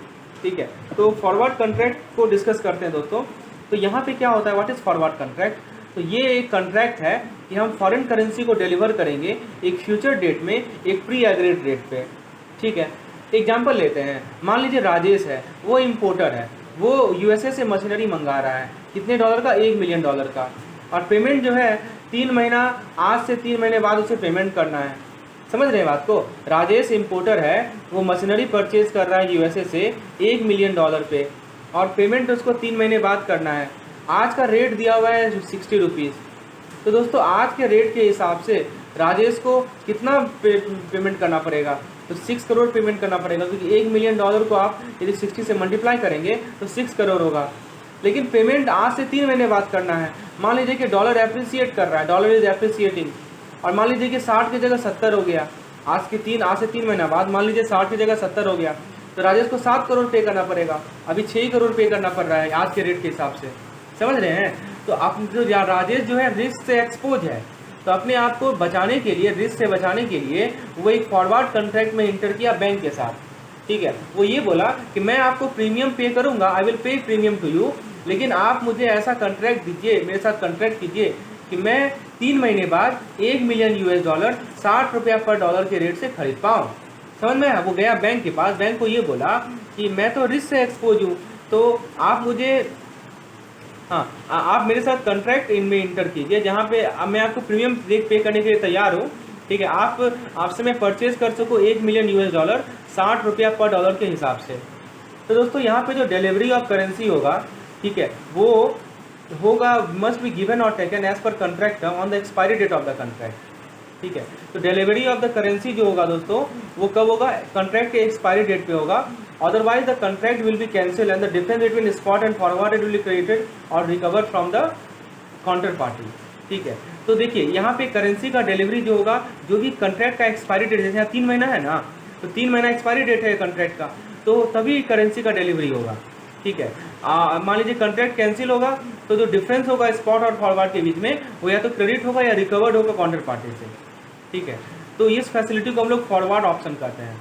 On request the bank may allow delivery take place within a month before the expiry date, ठीक है। तो फॉरवर्ड रेट जो है वो आपके दो करेंसी के बीच का इंटरेस्ट रेट डिफरेंशियल को डिनोट करता है। देखिए फॉरवर्ड ऑप्शन समझ में आया आपको? फॉरवर्ड ऑप्शन में क्या है, मैंने क्या बताया कि जो करेंसी का डिलीवरी होगा वो कब होगा? वो कॉन्ट्रैक्ट के हिसाब से होगा, ठीक है, एज पर द कॉन्ट्रैक्ट, ठीक है। लेकिन मान लीजिए कि आपका कॉन्ट्रैक्ट को कैंसिल करना है, तो स्पॉट और फॉरवर्ड के बीच में डिफरेंस है वो रिकवर होगा, तो बैंक के रिक्वेस्ट पे बैंक जो है डिलीवरी करवा सकती है 1 महीना पहले भी, इसे हम लोग फॉरवर्ड ऑप्शन कहते हैं। फॉरवर्ड रेट जो दोस्तों है वो दो करेंसी के बीच के इंटरेस्ट रेट डिफरेंशियल को रिप्रेजेंट करता है, ठीक है। तो या तो वो प्रीमियम में हो सकता है या तो वो डिस्काउंट में हो सकता है। अब इस बात को समझिए, हमारे पास दो करेंसी है, एक करेंसी का रेट ऑफ इंटरेस्ट ज़्यादा होगा, तो जिस करेंसी का रेट ऑफ इंटरेस्ट ज़्यादा होगा वो हमेशा किस पे होगा? डिस्काउंट पे होगा, ठीक है। तो एग्जांपल के तौर पर मान लीजिए कि डोमेस्टिक इंटरेस्ट रेट है रुपीज़ का, डोमेस्टिक इंटरेस्ट रेट, रुपये का जो डोमेस्टिक इंटरेस्ट रेट है वो यूएसडी के इंटरेस्ट रेट से ज़्यादा है, ठीक है ना। एक तरफ आप रुपीज़ ले लीजिए और एक तरफ आप यूएस डॉलर ले लीजिए, तो आपका जो रुपीज़ का इंटरेस्ट रेट है वो यूएस डॉलर के इंटरेस्ट रेट से क्या है? ज़्यादा है, ठीक है। तो यहाँ पे रुपी जो है वो किस पे है? वो डिस्काउंट पे है। रुपी किस पे है दोस्तों? वो डिस्काउंट पे है, ठीक है। और डॉलर किस पे है? डॉलर है प्रीमियम पे। तो इस बात को ध्यान रखिएगा, ये काफ़ी इंपॉर्टेंट पॉइंट है कि जो currency higher rate of interest है, ये जो मैंने ग्रेटर का सिंबल दिया है ना, ये रेट ऑफ इंटरेस्ट के टर्म में है, रेट ऑफ इंटरेस्ट के टर्म में। तो जिस करेंसी का रेट ऑफ इंटरेस्ट ज़्यादा होता है वो डिस्काउंट पे होता है, और जिस करेंसी का रेट ऑफ इंटरेस्ट कम होता है वो प्रीमियम पे होता है, ठीक है। तो मान लीजिए कि आप यूरो और यूएसडी की बात करें, तो यूरो की इंटरेस्ट रेट जो है यूएसडी के इंटरेस्ट रेट से ज़्यादा है, तो बताइए, देखिए ध्यान से, यूरो का इंटरेस्ट रेट जो है वो यूएसडी के इंटरेस्ट रेट से ज़्यादा है, तो यूरो जो होगा वो डिस्काउंट पे होगा, ठीक है, और यूएसडी जो होगा वो प्रीमियम पे होगा। तो ये चीज़ समझ में आ गया आपको? अब दोस्तों कुछ करेंसी जो होते हैं वो फ्रीली कन्वर्टेबल होते हैं, तो जो फॉरवर्ड प्रीमियम या डिस्काउंट होता है वो एग्जैक्टली जो उनके इंटरेस्ट रेट के डिफरेंस के बराबर होता है। लेकिन ये आपका यूएसडी और आईएनआर में ऐसा नहीं होता है, क्योंकि आईएनआर जो है वो फ्रीली कन्वर्टेबल नहीं है। मैंने बताया था दोस्तों, आईएनआर जो है फुल्ली कन्वर्टेबल नहीं है, ठीक है। तो इसीलिए वो दोस्तों कुछ फैक्टर से अफेक्ट होता है। आप ऐसे नहीं कर सकते हैं कि जो आपका प्रीमियम या डिस्काउंट जो है वो रिस्क, वो आपका इंटरेस्ट रेट के बीच के डिफरेंस के बराबर होगा, नहीं, ऐसा नहीं कर सकते हैं, ठीक है ना। तो ये क्यों नहीं कर सकते? मैं बात कर रहा हूँ यूएसडी वर्सेस आईएनआर की। देखिए जो भी करेंसी फ्रीली कन्वर्टेबल होता है, तो उस केस में जो फॉरवर्ड प्रीमियम या डिस्काउंट होता है वो दोनों का जो इंटरेस्ट रेट का डिफरेंस है उसके बराबर होता है।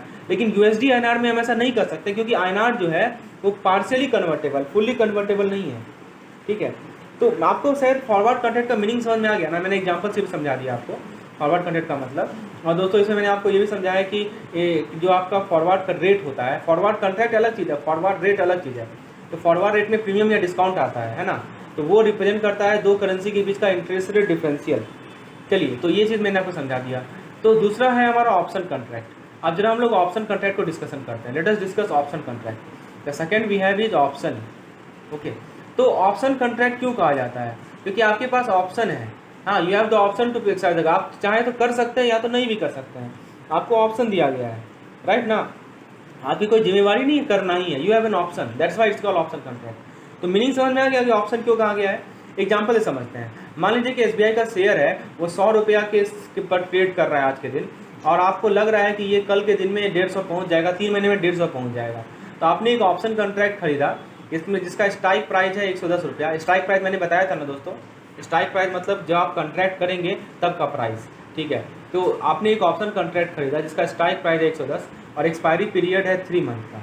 तो मतलब क्या हुआ कि आपके पास एक राइट है, आपके पास एक हक है कि आप एक लॉट, इसका मतलब समझिए, आपके पास राइट है कि आप एक लॉट यानी कि 100 शेयर SBI का 110 रुपया पे कभी भी खरीद सकते हैं विदिन 3 मंथ। समझ में आया आपको? जब हम कर रहे हैं ना कि आपके पास एक ऑप्शन कॉन्ट्रैक्ट है जिसका स्ट्राइक प्राइस 110 है, इसका मतलब ये हुआ कि आपके पास एक राइट है कि आप 100 शेयर SBI का कभी भी 3 महीना के अंतर्गत 110 पे खरीद सकते हैं। लेकिन आपको इस राइट के लिए प्रीमियम पे करना पड़ेगा, एक प्राइस पे करना पड़ेगा जिसे हम कहते हैं प्रीमियम, है ना। आपको ऑब्वियस सी बात है, फ्री का तो कुछ मिलेगा नहीं, क्योंकि आपको प्रीमियम पे करना पड़ेगा, ठीक है। तो मान लीजिए कि प्रीमियम जो है वो है 300 रुपया। देखिए समझिए बात को, प्रीमियम कितना है? 300 रुपया इस कॉन्ट्रैक्ट का। तो कॉन्ट्रैक्ट का प्रीमियम 300 रुपया है। अब देखिए, मान लीजिए कि SBI का शेयर प्राइस जो है वो 150 पहुँच गया। अभी कितना था? अभी था दोस्तों, अभी था 100 रुपया, है ना, और वो पहुँच गया 150। आपको जैसा लग रहा था वैसा ही पहुँच गया आपका। तो आप अपना राइट को एक्सरसाइज कीजिएगा। तो आप ये बोलिएगा कि अभी तो मार्केट प्राइस SBI का, मतलब मार्केट प्राइस जो शेयर है SBI का वो 150 है, 150 है, लेकिन आपके पास तो हक है ना कि आप 110 पे खरीद सकते हैं, क्योंकि आपके हाथ में ऑप्शन कॉन्ट्रैक्ट है। तो आपका पे ऑफ कितना हुआ? पे ऑफ यानी प्रॉफिट, आपको यहाँ प्रॉफिट हो रहा है ना, पर शेयर आपको 40 रुपये का प्रॉफिट हो रहा है। क्यों? क्योंकि आप 150 में, 150 रुपया में दोस्तों आप उसे खरीदते, लेकिन आपको खरीदने 110 में, है ना, क्योंकि आपको 40 रुपये का प्रॉफिट हो रहा है। तो पर शेयर 40 रुपये का प्रॉफिट है, और आपके पास टोटल कितना प्रॉफिट है? टोटल कितना शेयर है? 100 शेयर है। तो 40 गुने 100 कर दीजिए, 40 × 100। लेकिन दोस्तों इसमें आपने प्रीमियम भी तो पे किया है। प्रीमियम कितना पे किया है? 300 रुपया पे किया है। तो 300 माइनस कर दीजिए, तो कुल मिलाकर आपको कितना का प्रॉफिट हुआ? 3700 का प्रॉफिट हुआ। ये केस 1 हमने लिखा, जिस केस में शेयर जो है प्राइस जो SBI का वो बढ़ गया था, जो कि हम एक्सपेक्ट कर रहे थे। दूसरा केस लेते हैं दोस्तों। मान लीजिए कि SBI का जो है शेयर प्राइस जो है 100 रुपया बढ़ा ही नहीं। तो आपने तो ऑब्वियस ही बात है, जब 100 रुपया नहीं बढ़ेगा तो आप बेवकूफ़ तो है नहीं कि आप 110 में खरीदिएगा, है ना। आप क्या कीजिएगा? आप तो 100 में ही खरीदिएगा, क्योंकि आप ज़्यादा प्राइस में थोड़ी खरीदिएगा। तो आप अपने राइट को एक्सरसाइज कीजिएगा ही नहीं, क्योंकि देखिए यहाँ पे ऐसा कंपल्सन नहीं है कि आपको अपने राइट को एक्सरसाइज करना ही करना है। आप कर भी सकते हैं, नहीं भी कर सकते हैं, लेकिन दोस्तों प्रीमियम तो पे करना पड़ेगा। प्रीमियम तो आपसे बच नहीं सकते हैं। आप चाहे एक्सरसाइज राइट को एक्सरसाइज कीजिए या ना कीजिए, प्रीमियम तो पे करना ही है। दोस्तों जो मैं आपको बता रहा हूँ ना, न्यूमेरिकल यहीं से आता है, इसलिए बात को ध्यान से समझिए। तो यहाँ पे आपकी प्रॉफिट या लॉस कितनी है? यहाँ पे आपने जो लॉस ही है 300 रुपये का, आपको लॉस हो गया। 2 केस आपने देखा। तो दोस्तों इसी को ग्राफिकली भी आप समझ सकते हैं। देखिए यहाँ पे आपका ये जो पॉइंट है, ये हमारा स्ट्राइक प्राइस है। स्ट्राइक प्राइस वो पॉइंट होता है जहाँ पे कॉन्ट्रैक्ट मेड होता है, और ये हमारा ब्रेक इवन पॉइंट है। ब्रेक इवन पॉइंट वो होता है जहाँ पे नाइदर लॉस नॉर गेन होता है, ना आपको लॉस होगा ना गेन होगा, ठीक है। चलिए अब मान लीजिए कि एक और एग्जाम्पल लेते हैं, सेकंड एग्जाम्पल लेते हैं। SBI का शेयर है 100 रुपया पे, और आपको लग रहा है कि ये जो 50 रुपये में पहुंच जाएगा 3 महीने के बाद। तो आपने एक ऑप्शन कॉन्ट्रैक्ट पे ऑप्शन कॉन्ट्रैक्ट बाई किया। ध्यान दीजिएगा, आपने ऑप्शन कॉन्ट्रैक्ट बाई किया, ठीक है। देखिए यहाँ पे एक चीज़ की वर्ड है, एक चीज़ को समझिए, ठीक है। यहाँ पे देखिए, हाँ, तो ऑप्शन कॉन्ट्रैक्ट दोस्तों आपने यहाँ पे खरीदा, ठीक है, जिसका स्ट्राइक प्राइस है 90 रुपया। स्ट्राइक प्राइस कितना है? 90 रुपया। आप ये आपको लग ही रहा है कि जो है 100 से 50 जाएगा, तो क्यों ना हम 90 रुपया में कॉन्ट्रैक्ट कर लें, ठीक है, कि 50 जाएगा तो हाँ, और एक्सपायरी पीरियड है 3 मंथ। तो यहाँ पे दोस्तों आप बेचना चाहेंगे, आप क्या करना चाहेंगे? बेचना चाहेंगे, यानी कि आप जो है राइट टू सेल, क्योंकि आप सिंपल सी बात है ना, ठीक है, आप जो है आप ट्रेड कर रहे हैं 100 रुपया पे, हाँ, और आपको लग रहा है क्या कि 3 महीना बाद जो है उसका दाम 50 रुपया हो जाएगा। तो आप क्या करेंगे? आप खरीदेंगे 50 रुपये में, और आप स्ट्राइक प्राइस कितना दिया? 90 रुपया। तो आपके पास एक राइट होगा एक लॉट को बेचने का 90 रुपया में किसी भी वक्त विदिन 3 मंथ, क्योंकि आपको प्रॉफिट होगा। लेकिन प्रीमियम मान लीजिए 300 रुपया इस कॉन्ट्रैक्ट का। तो पहला केस लेते हैं कि मान लीजिए कि SBI का जो शेयर प्राइस था वो 50 रुपया पहुँच गया 1 महीना में। तो आप क्या करेंगे? आपको वही तो चाह रहे थे आप, तो आपने राइट को एक्सरसाइज करेंगे, यानी कि अभी मार्केट प्राइस है शेयर का 50 रुपया, लेकिन आपके पास एक राइट होगा कि आप 90 रुपया में उसे क्या करेंगे? बेचेंगे, ठीक है। तो दोस्तों देखिए सिंपल सी बात है कि 90 रुपये बेचेंगे तो आपको प्रॉफिट कितना का होगा? आपको प्रॉफिट हो जाएगा 40 रुपया का। समझ रहे हैं बात को? आपको प्रॉफिट कितना का हो जाएगा, 40 रुपये का प्रॉफिट हो जाएगा। और कितना शेयर है, पर शेयर 40 रुपये का प्रॉफिट होगा, 100 शेयर है तो 4000 का प्रॉफिट होगा। लेकिन आपने प्रीमियम भी पे किया है 300 का, तो 3700 का टोटल आपको पे ऑफ हो जाएगा, यानी प्रॉफिट हो जाएगा। ठीक है, चलिए, तो ये आपने प्रॉफिट देगा। उसके बाद दोस्तों सेकंड केस मान लीजिए कि शेयर जो है 100 का 100 ही रह गया, यहाँ भी आपको लॉस हो गया 300 रुपये का। तो ऑप्शन का मतलब क्या होता है दोस्तों, हमने एग्जांपल समझा कि एक ऐसा कॉन्ट्रैक्ट जहाँ पे बायर जो होता है उसको राइट मिलता है, कोई ऑब्लिगेशन नहीं रहता है। ऑप्शन दो तरह का होता है, कॉल ऑप्शन होता है या पुट ऑप्शन होता है। यदि आपका बाइंग का ऑप्शन है तो उसे कॉल ऑप्शन कहेंगे, सेल का ऑप्शन है तो पुट ऑप्शन कहेंगे। ऑप्शन या फॉरवर्ड में क्या अंतर है दोस्तों, तो दोस्तों देखिए, ऑप्शन फॉरवर्ड में ये अंतर है कि बायर जो होता है ऑप्शन का, उसको कोई ऑब्लिगेशन नहीं रहता है।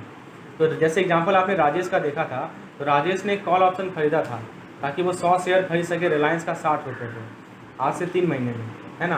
तो दोस्तों जिस प्राइस पे परचेजिंग होता है उसे हम लोग स्ट्राइक प्राइस करते हैं, यानी कॉन्ट्रैक्ट प्राइस जो होता है उसे हम लोग स्ट्राइक प्राइस करते हैं, राइट। और दोस्तों तो मान लीजिए कि 3 महीना बाद जो है रिलायंस का प्राइस 70 रुपया हो गया, तो राजेश इसको 60 रुपये में बेच सकता है ना, ठीक है। तो 10 रुपये उसका प्रॉफिट हो जाएगा। तो उसने कॉन्ट्रैक्ट ही कर रखा था 60 रुपये पे और प्राइस हो गया 70 रुपया, तो राजेश क्या करेगा बताइए, उसको बेच देगा, 10 रुपये का प्रॉफिट कमा लेगा पर शेयर। तो ये जो प्रॉफिट होता है उस दिन का जो प्राइस होता है उसे स्पॉट प्राइस कहते हैं, ठीक है। तो यहाँ पे 70 रुपया क्या हो गया, स्पॉट प्राइस हो गया। एक होता है स्ट्राइक प्राइस, एक होता है दोस्तों स्ट्राइक प्राइस, और एक होता है हमारा स्पॉट प्राइस। स्ट्राइक प्राइस क्या बताया मैंने आपको, स्ट्राइक प्राइस जिस रेट पे, जिस प्राइस पे आपने कॉन्ट्रैक्ट डीलिंग किया है, आपने डीलिंग किया है इस राजेश वाले केस में कि आप 60 रुपया पे, है ना, 60 रुपये पे डीलिंग किया है, तो 60 रुपये आपका स्ट्राइक प्राइस हो गया। लेकिन मान लीजिए कि प्राइस 70 हो गया उस जगह पे, तो वो आपका स्पॉट प्राइस कहलाएगा उस दिन।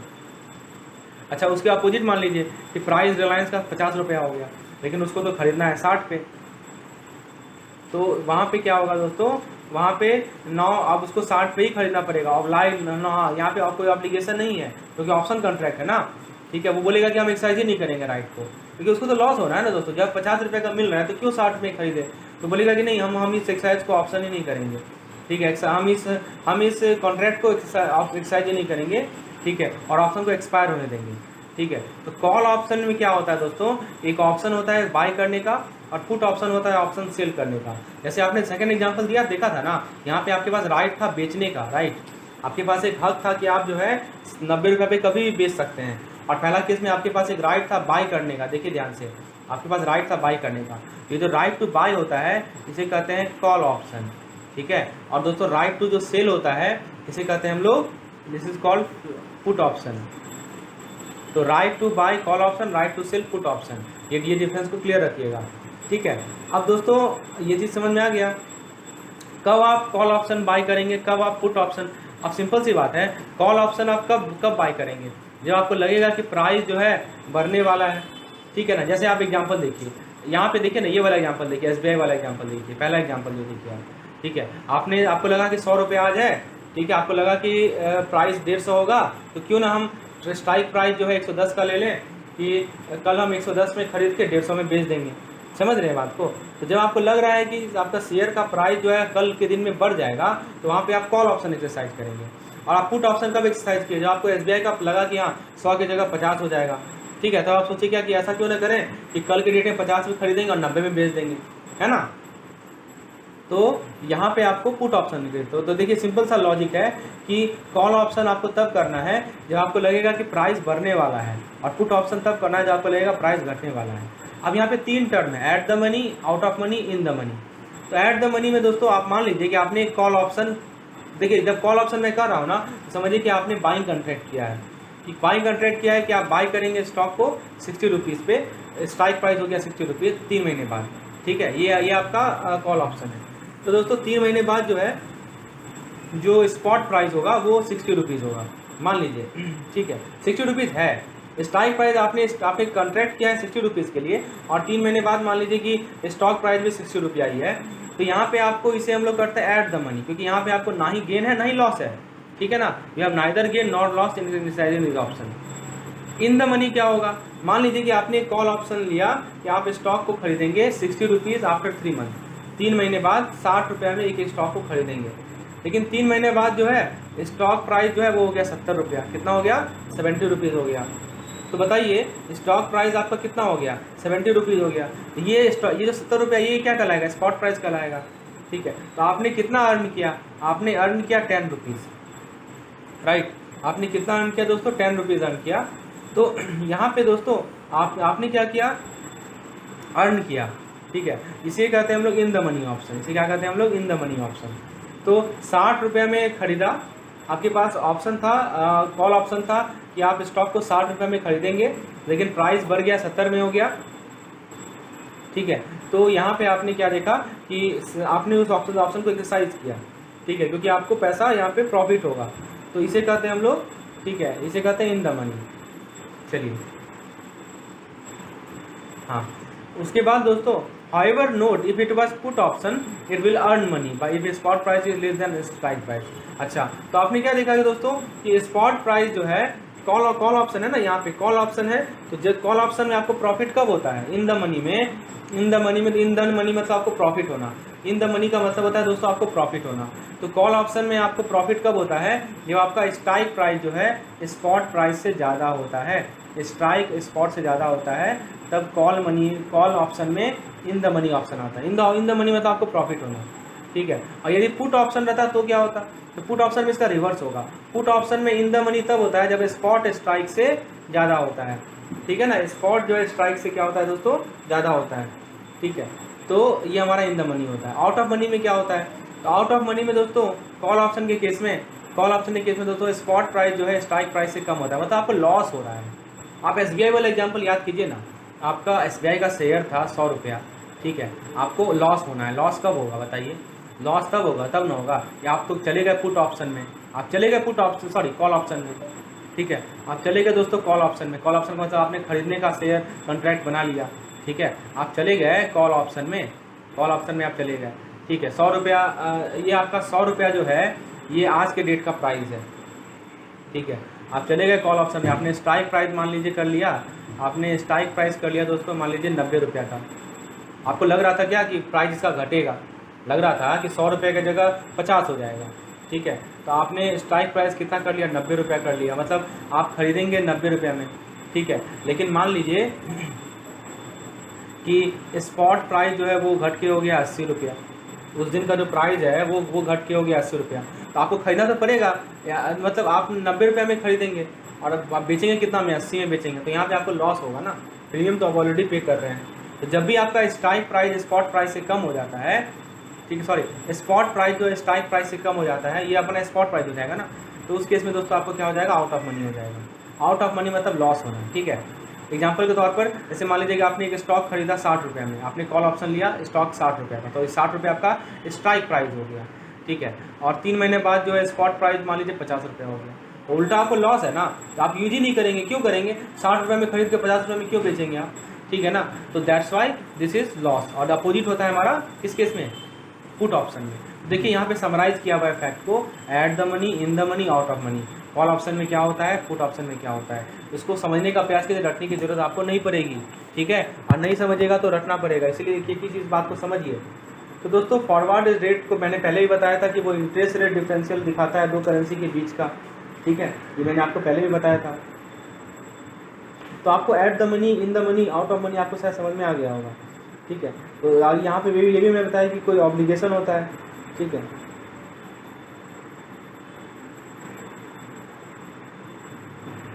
चलिए, तो दोस्तों जो हमारा ITM मतलब इन द मनी ऑप्शन का जो इंट्रिंसिक वैल्यू होता है वो स्ट्राइक प्राइस और current forward rate of the currency या जीरो, उसके बीच का डिफरेंस होता है। ठीक है, अब देखिए यहाँ पे कुछ इंपॉर्टेंट फीचर्स लिखा है हमारा ऑफ ऑप्शन का।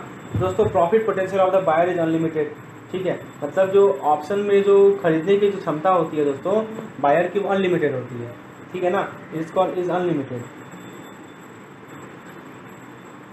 और दोस्तों जो ऑप्शन सेलर पोटेंशियल होता है वो भी अनलिमिटेड होता है। ठीक है, उसके बाद दोस्तों बायर के बाद तो मैंने आपको बताया ही। ठीक है, क्यों अनलिमिटेड होता है दोस्तों, क्योंकि बायर के पास एक राइट होता है। ठीक है, वो एक्सरसाइज करे या ना करे। ठीक है, तो उसका इसीलिए प्रॉफिट पोटेंशियल उसका अनलिमिटेड होता है। दूसरा पॉइंट है दोस्तों कि जो हमारा ऑप्शन जो होता है वो अमाउंट उस अमाउंट पे बेस्ड होता है जो कि नोशनल होता है, क्योंकि जो रेट के बीच का जो डिफरेंस है ठीक है, वही नेट सेटलमेंट में एक्सचेंज होता है। और इस ऑप्शन का जो प्राइस होता है वो नोशनल वैल्यू से काफ़ी ज़्यादा कम होता है, इसीलिए ट्रेडर और स्पेकुलेटर जो है उनको लार्ज इन्वेस्टमेंट की रिक्वायरमेंट नहीं होती है ताकि वो ऑप्शन में ट्रेड कर सकें। ठीक है, तो मतलब यहाँ पे लार्ज इन्वेस्टमेंट की रिक्वायरमेंट आपको नहीं है। और दोस्तों बायर जो होता है ऑप्शन का वो प्रीमियम पे करता है सेलर को। तो ये जो ऑप्शन प्रीमियम है यही होता है ऑप्शन का प्राइस। और प्रीमियम किस पे डिपेंड करेगा कि उस अंडरलाइंग मार्केट की वोलेटिलिटी पे, एक्सपायरी डेट पे, इंटरेस्ट रेट पे, स्ट्राइक प्राइस पे। देखिए ये पूछा जा सकता है कि प्रीमियम किस पे डिपेंड करता है। तो किस पे डिपेंड करेगा, वोलेटिलिटी पे डिपेंड करेगा। उसके बाद ऑप्शन और पॉइंट है दोस्तों, वोलेटिलिटी है, मैं आप यहाँ लिख देता हूँ। वोलेटिलिटी पे डिपेंड करेगा दोस्तों, कैसे डिपेंड करेगा, तो जैसे वोलेटिलिटी बढ़ेगा तो ऑप्शन प्रीमियम भी बढ़ेगा, तो ज़्यादा प्रीमियम पे करना पड़ेगा, वोलेटाइल ज़्यादा होगा तो। ठीक है, उसके बाद दोस्तों और किस पे डिपेंड करेगा, मैच्योरिटी डेट, एक्सपायरी डेट पे भी डिपेंड करेगा, कब वो एक्सपायर हो रहा है इस पर डिपेंड करेगा। उसके बाद किस पे डिपेंड करेगा, इंटरेस्ट रेट पे डिपेंड करेगा। ठीक है, तो ये सब फैक्टर पे दोस्तों क्या डिपेंड करता है, हमारा प्रीमियम डिपेंड करता है। चलिए ये पॉइंट आपको क्लियर है। उसके बाद दोस्तों जैसे जैसे वोलेटिलिटी बढ़ेगा तो ऑप्शन प्रीमियम भी आपका बढ़ेगा, और मैच्योरिटी के साथ भी ऑप्शन प्रीमियम बढ़ता है, और इंट्रिंसिक वैल्यू के साथ भी ऑप्शन प्रीमियम आपका बढ़ता है। उसके बाद दोस्तों नेक्स्ट पॉइंट है कि ऑप्शन का जो होता है हमेशा दो लेग होता है। ठीक है, तो ये बात को ध्यान रखिएगा। तो मतलब और पुट ऑप्शन और कॉल ऑप्शन जो होता है आपस में क्या होता है, रिवर्स होता है। ठीक है, और ऑप्शन को प्राइमरली हम लोग हेजिंग के अगेंस्ट, हेजिंग के लिए यूज करते हैं, राइट। तो दोस्तों ये इंश्योरेंस के सिमिलर है। ठीक है, ये आपको इंश्योरेंस प्रोवाइड करता है against adverse movement of price. मान लीजिए कि एक एक्सपोर्टर है, वो रुपी को डेप्रिसिएट कराना चाहता है ताकि उसका रुपी इनकम बढ़ सके, और इम्पोर्टर जो है वो उसके एप्रिसिएशन से बेनिफिट लेना चाहता है ताकि अपनी रुपी कॉस्ट को कम कर सके। ठीक है, और दोस्तों इसके बाद जो पॉइंट है वो ध्यान रखिएगा, put option on BSE Sensex offer protection to the holder against fall in the index, और call option on the index on the other end protect the potential buyer of the stock from rise in index. और दोस्तों जिस option में कोई conditionality नहीं होती उसे plane valid option कहते हैं, जैसे सिंपल ऑप्शन कहते हैं दोस्तों। ठीक है, और ये हेजिंग के लिए आइडियल है। ठीक है, और भी कुछ और कॉम्बिनेशन होते हैं ऑप्शंस के जो कि हमारे प्रीमियम को घटा देते हैं। ठीक है, ये सब पॉइंट का आपको ध्यान रखना है। अब दोस्तों फॉरवर्ड कॉन्ट्रैक्ट और ऑप्शन कॉन्ट्रैक्ट के बीच के डिफरेंस को जरा देख लीजिए, आपके सामने है। ठीक है, forward contract and option contract, तो जरा डिफरेंस को जरा पढ़िए। फॉरवर्ड कॉन्ट्रैक्ट में कह रहा है कि the contract must be executed at the contracted rate on the expiry date, मतलब कॉन्ट्रैक्ट को आपको एग्जीक्यूट करना है कॉन्ट्रैक्टेड रेट पे, एक्सपायरी डेट पे। और ऑप्शन में क्या है कि एक राइट है ना, कोई ऑब्लिगेशन नहीं है। रेट जो होता है करंट मार्केट पे डिपेंड करता है फॉरवर्ड कॉन्ट्रैक्ट में, लेकिन जो है होल्डर जो है ऑप्शन कॉन्ट्रैक्ट में होल्डर में चूज स्ट्राइक प्राइस और market rate whichever is better for him. तो वही ना बात है, यहाँ पे कोई कंपल्सन नहीं है दोस्तों, है ना। उसके बाद दोस्तों कोई फ़ी नहीं पे करना होता है फॉरवर्ड कॉन्ट्रैक्ट में, लेकिन यहाँ पे प्रीमियम पे करना पड़ता है ऑप्शन वाले में। फॉरवर्ड प्रीमियम जो होता है दोस्तों वो इंटरेस्ट रेट डिफरेंशियल होता है, लेकिन ऑप्शन प्रीमियम जो है कुछ फैक्टर पे डिपेंड करता है, जैसे कि strike price, volatility, interest rate. ठीक है, फॉरवर्ड कॉन्ट्रैक्ट जो होता है दोस्तों वो सिंपल कॉन्ट्रैक्ट होता है ताकि आप परचेज या सेल कर सके करेंसी को, कोई वेरिएशन नहीं होता है, लेकिन यहाँ पे बहुत सारा ऑप्शन अवेलेबल होता है। ठीक है, उसके बाद दोस्तों नेक्स्ट पॉइंट है बायर और सेलर का केवल काउंटर पार्टी रिस्क होता है। ठीक है, कोई मार्केट रिस्क नहीं है किसी को भी, लेकिन यहाँ पे दोस्तों अनलिमिटेड रिस्क है, किसको, ऑप्शन के सेलर को। ठीक है, और ऑप्शन बायर को फुल अपसाइड बेनिफिट है without any risk in plain vanilla option. Plain vanilla option में कोई रिस्क नहीं होता है दोस्तों। ठीक है, और प्लेन वैनिला ऑप्शन में कोई मार्केट रिस्क नहीं होता है क्योंकि इस ऑप्शन में कोई कंडीशनैलिटी नहीं होती है। ठीक है, जहाँ पे कोई कंडीशन ही नहीं होगा दोस्तों वहाँ पे मार्केट रिस्क आएगा ही नहीं आएगा। तो यदि आपसे पूछा जाए ऐसा कौन सा रिस्क है जिसमें दोस्तों कोई भी आपका मार्केट रिस्क नहीं होता है, तो आप बोलेंगे प्लेन वैनिला ऑप्शन ऐसा रिस्क है। ठीक है, अच्छा उसके बाद दोस्तों एक बॉन्ड के बारे में ध्यान रखिए। एक ऐसा बॉन्ड कॉल ऑप्शन के साथ जो कि इशूअर को राइट दे दे ताकि वो डेब्ट को स्पेसिफिक डेट पे पे करे। ठीक है, कन्वर्टेबल बॉन्ड में गिव द बॉन्ड और ऑप्शन कन्वर्टिंग द डेब्ट into equity on specified term. तो कन्वर्टेबल मतलब ये होता है कि आप बॉन्ड को इक्विटी में बदल सकते हैं, और ऐसे ऑप्शन को आप एम्बेडेड ऑप्शन कहते हैं, और इसका इफेक्ट होता है बॉन्ड के प्राइसिंग पे। तो ये एम्बेडेड ऑप्शन क्या कहते हैं दोस्तों, कन्वर्टेबल ऑप्शन को हम लोग एम्बेडेड ऑप्शन कहते हैं, जो कि बॉन्ड होल्डर को एक ऑप्शन देता है कि आप डेब्ट को इक्विटी में बदल सकते हैं स्पेसिफाइड टर्म्स पे। चलिए अब लोग फीचर्स की बात करते हैं। फ्यूचर्स भी दोस्तों एक तरह का हमारा फॉरवर्ड कॉन्ट्रैक्ट होता है और ये हमारा फ्यूचर एक्सचेंज में ट्रेड होता है। Future is also type of forward contract and it is traded in future exchange. ठीक है, फ्यूचर्स के अंदर दोस्तों सेलर जो है वो एग्री करता है कि हम बायर को डिलीवर करेंगे सिक्योरिटी, करेंसी या कमोडिटी एक फिक्स डेट पे, फिक्स प्राइस पे। ठीक है, फ्यूचर जो दोस्तों जो एक्सचेंज रेट से रिलेटेड होता है करेंसी फ्यूचर कहते हैं, जो इंटरेस्ट रेट से रिलेटेड होता है बॉन्ड फ्यूचर कहते हैं, जो इक्विटी प्राइस रिलेटेड होता है स्टॉक इंडेक्स फ्यूचर कहते हैं, या इसे फाइनेंशियल फ्यूचर भी कहते हैं अगर अगेंस्ट कमोडिटी फ्यूचर। ठीक है, उसके बाद दोस्तों 3 इंपॉर्टेंट डिफरेंस बिटवीन फ्यूचर और फॉरवर्ड कॉन्ट्रैक्ट देख लीजिए। मतलब फ्यूचर और फॉरवर्ड कॉन्ट्रैक्ट में क्या बेसिक डिफरेंस है, आइए जरा उसे देखते हैं। ठीक है, तो सबसे पहले देखिए interest rate future are the most popular instrument too, देखिए the buyer and seller of the contract do not deal with each other but they deal with the future exchange, है ना। मतलब आपस में डीलिंग नहीं करेंगे बायर सेलर। तो अभी ने आपको OTC बताया था ना, ओवर द काउंटर, और मैंने आपको ETF बताया था ना। तो ये जो ETF है उसका बेस, उसका एग्जाम्पल है फ्यूचर कॉन्ट्रैक्ट। मतलब बायर और अभी जो हमने 2 एग्जाम्पल देखा ऊपर में, ऑप्शन कॉन्ट्रैक्ट और फॉरवर्ड कॉन्ट्रैक्ट, वो किसका एग्जाम्पल था, वो OTC प्रोडक्ट था, राइट। लेकिन आपका जो ये है फ्यूचर एक्सचेंज है वो एक्सचेंज ट्रेडेड प्रोडक्ट है। ठीक है, क्योंकि यहाँ पे आपको आपस में कॉन्ट्रैक्ट नहीं होता है, वो कॉन्ट्रैक्ट जो होता है वो दोस्तों किसके साथ होता है, फ्यूचर एक्सचेंज साथ होता है। मैंने आपको बताया था नेशनल स्टॉक एक्सचेंज, ये सब होता है हमारा फ्यूचर एक्सचेंज। और दोस्तों कॉन्ट्रैक्ट जो होता है डेली सेटलमेंट होता है, ठीक है, और मार्क टू मार्क डेली होता है। Future contract are actively traded on the exchange, the contract are bought and sold several time during the day, है ना। बहुत बार उसे बाय सेलिंग होते रहता है। तो इंटरेस्ट रेट फ्यूचर एक मोस्ट पॉपुलर इंस्ट्रूमेंट है ताकि आप इंटरेस्ट रेट रिस्क को हेज कर सकें। अब दोस्तों हम लोग बात करते हैं स्वैप की। ठीक है, now let us talk about swap. ठीक है, तो स्वैप जो दोस्तों, स्वैप मैंने आपको बताया था ना कि हमने तीन चीज़ पढ़ना है, राइट। डेरिवेटिव में बेसिकली 3 पार्ट होता है। एक हमने बताया आपको क्या, एक मैंने बताया आपको ऑप्शंस, ये देखिए आज मैं आपको रिवाइज करा रहा हूँ दोबारा। ठीक है, डेरिवेटिव में मैंने आपको क्या बताया था, पहला आपको फॉरवर्ड कॉन्ट्रैक्ट बताया था, दूसरा आपको ऑप्शन बताया था, और तीसरा आपको स्वैप बताया है। तो फॉरवर्ड कॉन्ट्रैक्ट हमने देखा, ऑप्शन हमने देखा, दोनों में डिफरेंस भी देखा, राइट। फिर हम आप देख रहे हैं दोस्तों स्वैप। तो स्वैप क्या होता है आइए जरा देखते हैं। तो स्वैप दोस्तों थोड़ा ध्यान से समझिएगा, स्वैप क्या होता है, let us discuss the swap. तो स्वैप क्या होता है, स्वैप का मतलब होता है, डिक्शनरी मीनिंग है एक्सचेंज समथिंग फॉर अदर। इसके अंदर OTC कॉन्ट्रैक्ट, ये बेसिकली OTC कॉन्ट्रैक्ट है, ओवर द काउंटर कॉन्ट्रैक्ट है। ठीक है, तो जैसे अदर फाइनेंशियल डेरिवेटिव होते हैं, स्वैप जो है 2 पार्टी के बीच में एग्रीमेंट है ताकि कैश फ्लो को हम एक्सचेंज कर सकें। कैश फ्लो किस कारण से आ सकता है, इंटरेस्ट रेट के चेंज के कारण आ सकता है, करेंसी के कारण आ सकता है, या इक्विटी के कारण आ सकता है। तो स्वैप बेसिकली एक एग्रीमेंट होता है ताकि हम दो काइंड के पेमेंट को एक्सचेंज कर सके फ्यूचर में। और जो पार्टीज़ होते हैं जो एग्री करते हैं कैश फ्लो का एक्सचेंज को, उसे कहते हैं काउंटर पार्टीज। ठीक है, अब दोस्तों 3 तरह का इंटरेस्ट रेट है। फ्लोटिंग इंटरेस्ट रेट, इंडिया के लिए माइवॉर है, इंटरनेशनल के लिए लाइवॉर है ना। ये आपका क्या है, फिक्स्ड इंटरेस्ट रेट। चलिए, तो अब हम लोग जरा बात करते हैं पहला टाइप ऑफ स्वैप जिसे कहते हैं हम लोग इंटरेस्ट रेट स्वैप। तो हमारे पास जो पहला स्वैप का टाइप है वो क्या टाइप है दोस्तों, इंटरेस्ट रेट स्वैप है। तो इसको हम लोग एग्जांपल से समझते हैं दोस्तों, तो ये कंसेप्ट अच्छे से क्लियर हो जाएगा। देखिए एग्जांपल से, देखिए आपके सामने एग्जांपल है। देखिए मान लीजिए कि ये कंपनी टाटा है और एक रिलायंस कंपनी है। ठीक है, तो बेसिकली इंटरेस्ट रेट स्वैप का दोस्तों पहले हम लोग डेफिनेशन देखते हैं। ठीक है, इसमें क्या है कि यहाँ पे आपके तीन एलिमेंट होंगे, 3 पार्टीज होंगे, टाटा, रिलायंस और स्वैप डीलर। ठीक है, और यहाँ पे क्या है, ये फिक्स रेट ऑफ इंटरेस्ट है, ये फ्लोटिंग रेट ऑफ इंटरेस्ट है।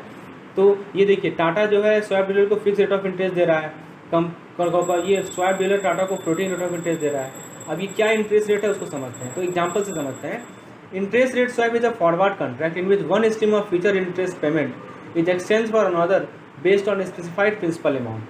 Interest rates have usually involve exchange of fixed interest rate for floating rate or vice versa to reduce or increase exposure to fluctuation in the interest rate or to obtain a marginally lower interest rate than have been possible without the swap. तो अब इसको जरा समझते हैं दोस्तों कि क्या कहना चाह रहा है ये। तो सबसे पहले IRS के लिए इंटरेस्ट रेट स्वैप के लिए 2 कंडीशन है, कम से कम 2 कंपनी होनी चाहिए और उनका क्रेडिट रेटिंग अलग होना चाहिए। दिस इज़ वेरी इंपॉर्टेंट कि उनका क्रेडिट रेटिंग अलग होना मस्ट है। ठीक है, अब जरा देखिए, मान लीजिए कि हमारे पास 2 कंपनीज है, टाटा है, रिलायंस है। इन पहले का क्रेडिट रेटिंग AAA है, दूसरा का क्रेडिट रेटिंग AA है। अब दोस्तों क्रेडिट रेटिंग अलग होने से क्या होगा कि जब ये बैंक के पास लोन लेने जाएगी तो जिसका क्रेडिट रेटिंग ज़्यादा होगा दोस्तों, तो बैंक उससे क्या करेगी, बैंक उसे कम ब्याज दर पे लोन देगी, और जिसका क्रेडिट रेटिंग कम होगा उसको ज़्यादा ब्याज दर पे लोन देगी। तो आप देखिए ना यहाँ पे टाटा को जो बैंक लोन दे रही है उसमें जो रेट ऑफ इंटरेस्ट दे रही है वो फिक्स्ड पे 10% है, और रिलायंस को जो दे रही है वो फिक्स्ड पे 12% है। अच्छा, बैंक टाटा कंपनी जब बैंक के पास गई लोन लेने के लिए, तो बैंक ने बोला कि आपके पास दो ऑप्शन है, या तो आप फिक्स रेट ऑफ इंटरेस्ट पे लोन लीजिए, 10% ब्याज दर आपको देना पड़ेगा, और यदि आप फ्लोटिंग पे लेंगे तो MCLR पे 2% देना पड़ेगा। आज के रेट में MCLR है 9%, यानी कि आपको 11% पे लोन लेना पड़ेगा। ठीक है, उसके बाद रिलायंस जब बैंक के पास गई तो रिलायंस को ऑफर क्या किया गया, फिक्स पे 12%, क्योंकि इसका क्रेडिट रेटिंग अलग है, और दोस्तों फ्लोटिंग पे कहा गया कि MCLR प्लस 2.5%, और दोस्तों इसका MCLR है 9%, तो यानी कि 11.5%। ठीक है, अब दोस्तों यहाँ पे टाटा ने क्या किया, टाटा ने दोस्तों रेट ऑफ इंटरेस्ट जो चूज़ किया वो फिक्स चूज़ किया, क्योंकि ऑब्वियस सी बात है उसको कम लग रहा है, ऑब्वियस सी बात है कोई भी कम ही ना रेट ऑफ इंटरेस्ट देना चाहेगा, क्यों ज़्यादा रेट ऑफ इंटरेस्ट देना चाहेगा। तो यहाँ पे फिक्स पे 10% देना पड़ रहा है और फ्लोटिंग पे 11%, तो वो 10% चूज़ किया।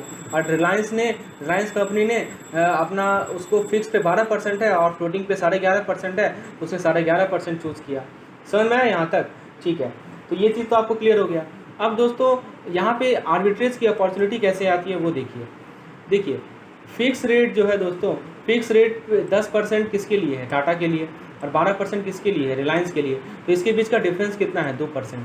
फ्लोटिंग रेट जो है दोस्तों टाटा के लिए 11.5% है और रिलायंस के लिए 11.5%, आप देख सकते हैं, है ना, यहाँ पे मैंने लिखा भी है 9 + 2 11 होता है। तो यहाँ पे जो रेट ऑफ इंटरेस्ट का डिफरेंस है फ्लोटिंग रेट का वो आधा % है। तो यहाँ पे आप देख सकते हैं कि दोनों को घटा दिया जाए तो 1.5% का आर्बिट्रेज अपॉर्चुनिटी है। ठीक है, तो ये जो आर्बिट्रेज अपॉर्चुनिटी है ये तीनों के तीनों शेयर करेंगे इक्वली, यानी तीन कौन, टाटा, रिलायंस और स्वैप।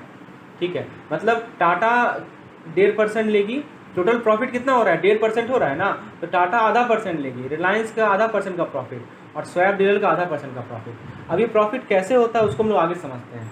ठीक है, अब ये प्रॉफिट कैसे होता है दोस्तों, we will study it later, लेकिन फिलहाल आपको ये समझ में आ रहा होगा कि तीनों का जो प्रॉफिट, ओवरऑल प्रॉफिट 1.5% का हुआ है, वो तीनों आपस में क्या कर ली है, इक्वली डिस्ट्रीब्यूट कर ली है, आधा %। ठीक है, चलिए अब दोस्तों स्वैप मैकेनिज्म को ज़रा समझते हैं। देखिए स्वैप मैकेनिज्म में क्या है दोस्तों कि यहाँ पे हमारा टाटा है, ये स्वैप डीलर है, ये रिलायंस है, और ये बैंक है, और ये बैंक है। ठीक है, तो जब टाटा बैंक के पास गया, ठीक है, तो दोस्तों देखिए यहाँ पे जो डीलिंग हुआ था टाटा और बैंक के बीच में, वो कितना % पे हुआ था, वो आपका हुआ था फिक्स रेट ऑफ इंटरेस्ट पे, जो कि शायद कितना था, एक मिनट मैं देखता हूँ, इसमें जो डीलिंग हुआ था दोस्तों वो था 10% पे। ठीक है, नहीं कितना पे था, 10% पे। ठीक है, तो ये 10% पे इंटरेस्ट रेट ये डीलिंग हुआ था। ठीक है, हाँ, लेकिन दोस्तों अब वो हो क्या रहा है कि टाटा को ऐसा लग रहा है कि आगे आने वाले दिनों में, ठीक है, MCLR जो है, marginal cost of landing rate जो है वो बढ़ जाएगा। ठीक है, वो क्या हो जाएगा दोस्तों, MCLR जो है टाटा को ऐसा लग रहा है कि आगे आने वाले दिनों में, ठीक है, MCLR अभी 11% है, दोनों को जोड़ के घट जाएगा। ठीक है, टाटा को लग रहा है कि MCLR आने दिनों में घट जाएगा, तो MCLR यदि घट जाएगा तो दोस्तों टाटा को तो लॉस है ना, क्योंकि अभी तो वो फिक्स रेट ऑफ इंटरेस्ट पे ऑफर कर रहा है बैंक।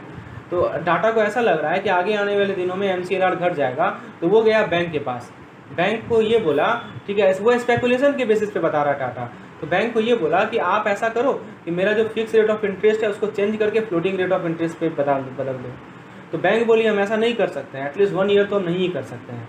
उल्टा रिलायंस को ऐसा लग रहा है कि आगे आने वाले दिनों में MCLR बढ़ जाएगा, तो जैसे MCLR बढ़ेगा तो इसको उसका फ्लोटिंग रेट भी बढ़ जाएगा, इसको ज़्यादा रेट ऑफ इंटरेस्ट देना पड़ेगा। तो वो भी गई बैंक के पास और बैंक को बोली क्या कि आप ऐसा करो कि आप मेरे फ्लोटिंग रेट ऑफ इंटरेस्ट की जगह फिक्स रेट ऑफ इंटरेस्ट कर दो। फिर बैंक मना कर दी, बोली कि नहीं हम ऐसा नहीं कर सकते हैं।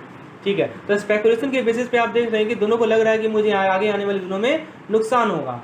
टाटा को इसलिए लग रहा है क्योंकि उसने फिक्स रेट ले रखा है और फ्लोटिंग MCLR घटने वाला है, और रिलायंस को ये लग रहा है कि MCLR बढ़ेगा तो हमको लॉस हो जाएगा। दोनों को ऐसा फील हो रहा है कि लॉस हो जाएगा।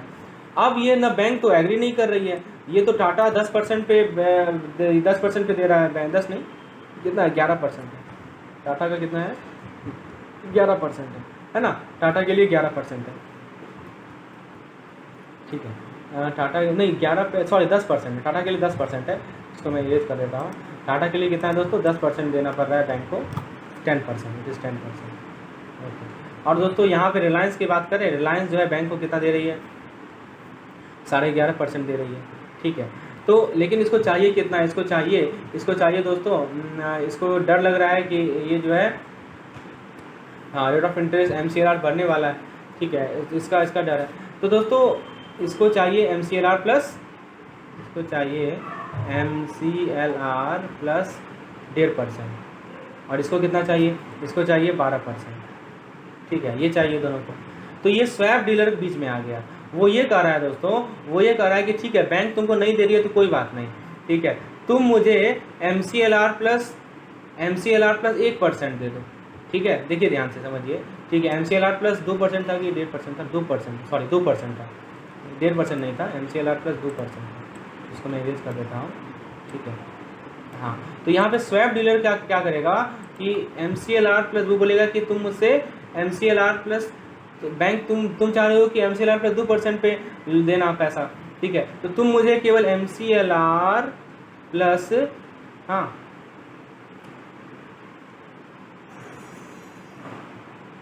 ठीक है, तो हाँ, तो तुम मुझे MCLR प्लस 1.5% दे दो,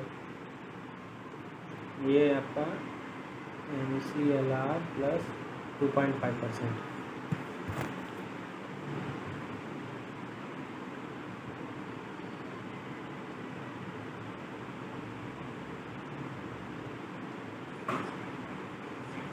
ठीक है। तो ये इसके साथ एग्रीमेंट किया, टाटा के साथ, ये जो स्वैप डीलर है, ये एग्रीमेंट किया कि आप मुझे MCLR में,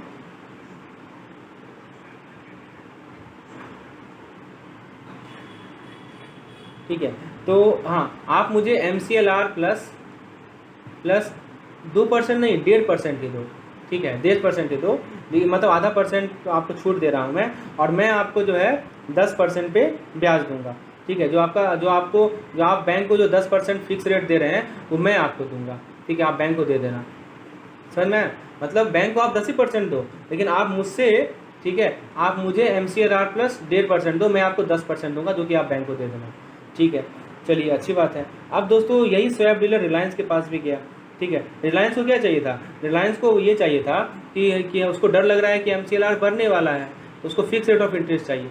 तो स्वैप डीलर बोला कि ठीक है, मैं आपको फिक्स रेट दूंगा, ठीक है ना, मैं आपको फिक्स रेट दूंगा, फिक्स रेट ऑफ इंटरेस्ट,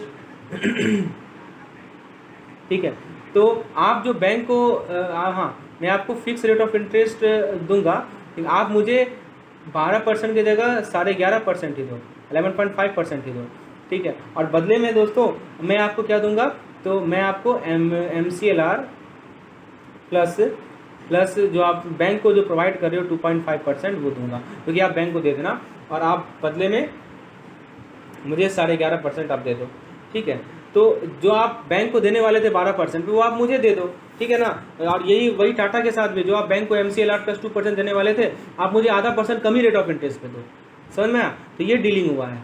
तो टाटा का भी पर्पस फुलफिल हो गया, वो भी चाह रहा था क्या, कि उसको लग रहा था कि MCLR घटने वाला है तो उसको लॉस होगा, तो वो जो बैंक को देना चाह रहा था वो बैंक को ना देकर वो स्वैप डीलर को देगा, और बदले में 10% जो बैंक को दे रहा था वो स्वैप डीलर इसको दे रहा है, ठीक है, ये चीज़ क्लियर है।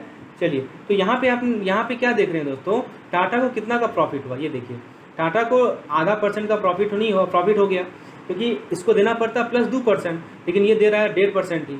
रिलायंस को कितना का प्रॉफिट हुआ, रिलायंस को देना था 12% बैंक को, लेकिन दे रहा है वो स्वैप डीलर को 11.5%, रिलायंस को भी 0.5% का प्रॉफिट हुआ। अब जरा स्वैप डीलर का प्रॉफिट देखते हैं, तो स्वैप डीलर को कितना प्रॉफिट हुआ ये जरा देखिए, तो स्वैप डीलर कितना पे कर रहा है जरा देखिए दोस्तों, स्वैप डीलर दोस्तों कितना पे कर रहा है वो जरा देखिए।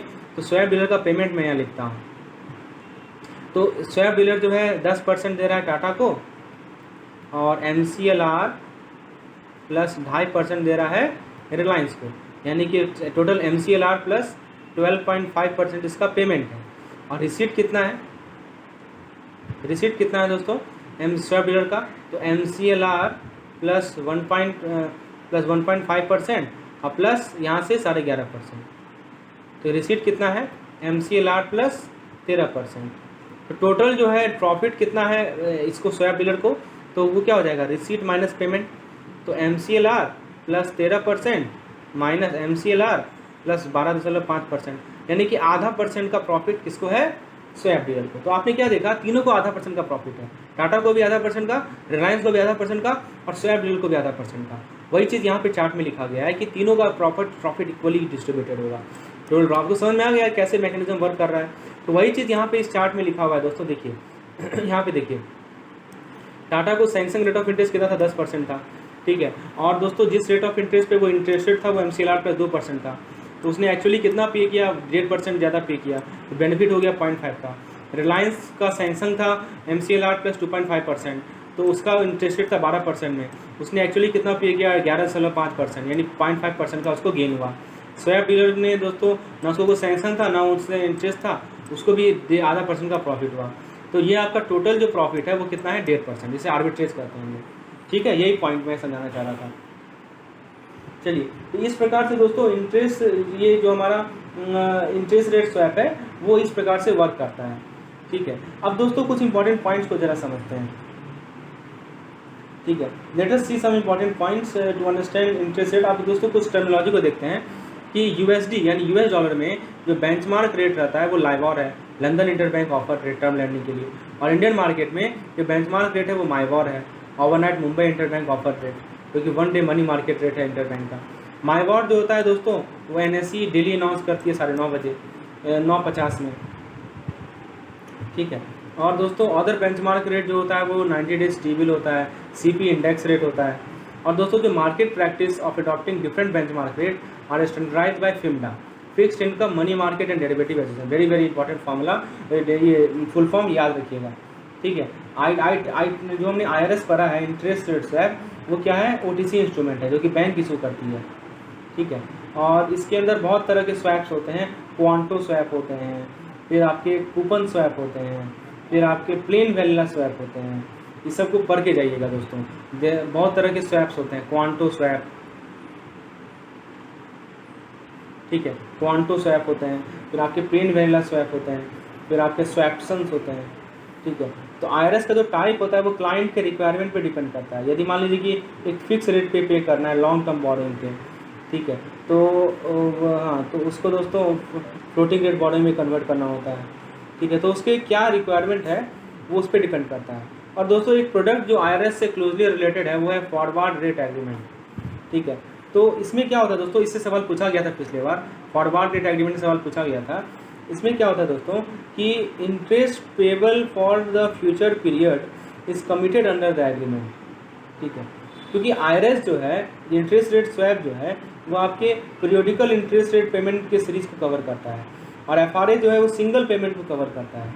मान लीजिए कि लोन का इंटरेस्ट रेट जो है लाइबॉर से लिंक है, और अगले हाफ ईयर के लिए जो है इंटरेस्ट जो है वो फिक्स 29 जून को ड्यू है, ठीक है। तो लाइबॉर को हम जून में रिस्क रन करेंगे, ठीक है। तो ये हमारा दोस्तों फॉरवर्ड रेट स्वैप है। इसको थोड़ा सा मैं आपको आगे बताऊंगा FRA का एग्जैक्ट मीनिंग क्या है, ठीक है। तो that's all for today's lesson, ठीक है। आज हम इसको यहीं समाप्त करते हैं। हमने डिफरेंट तरह के ऑप्शंस, डेरिवेटिव्स और दोस्तों हम लोगों ने स्वैप्स को देखा। एक टाइप स्वैप देखा हमने, इंटरेस्ट रेट स्वैप, ठीक है। उसके बाद दोस्तों हम लोग नेक्स्ट टाइप ऑफ स्वैप देखेंगे, करेंसी स्वैप, और उसके बाद करेंसी स्वैप के बाद दोस्तों एक है हमारा बस कैसे डेवलपमेंट हुआ है, थोड़ा सा उस पर डिस्कशन होगा। बस that's all for this topic. Okay fine.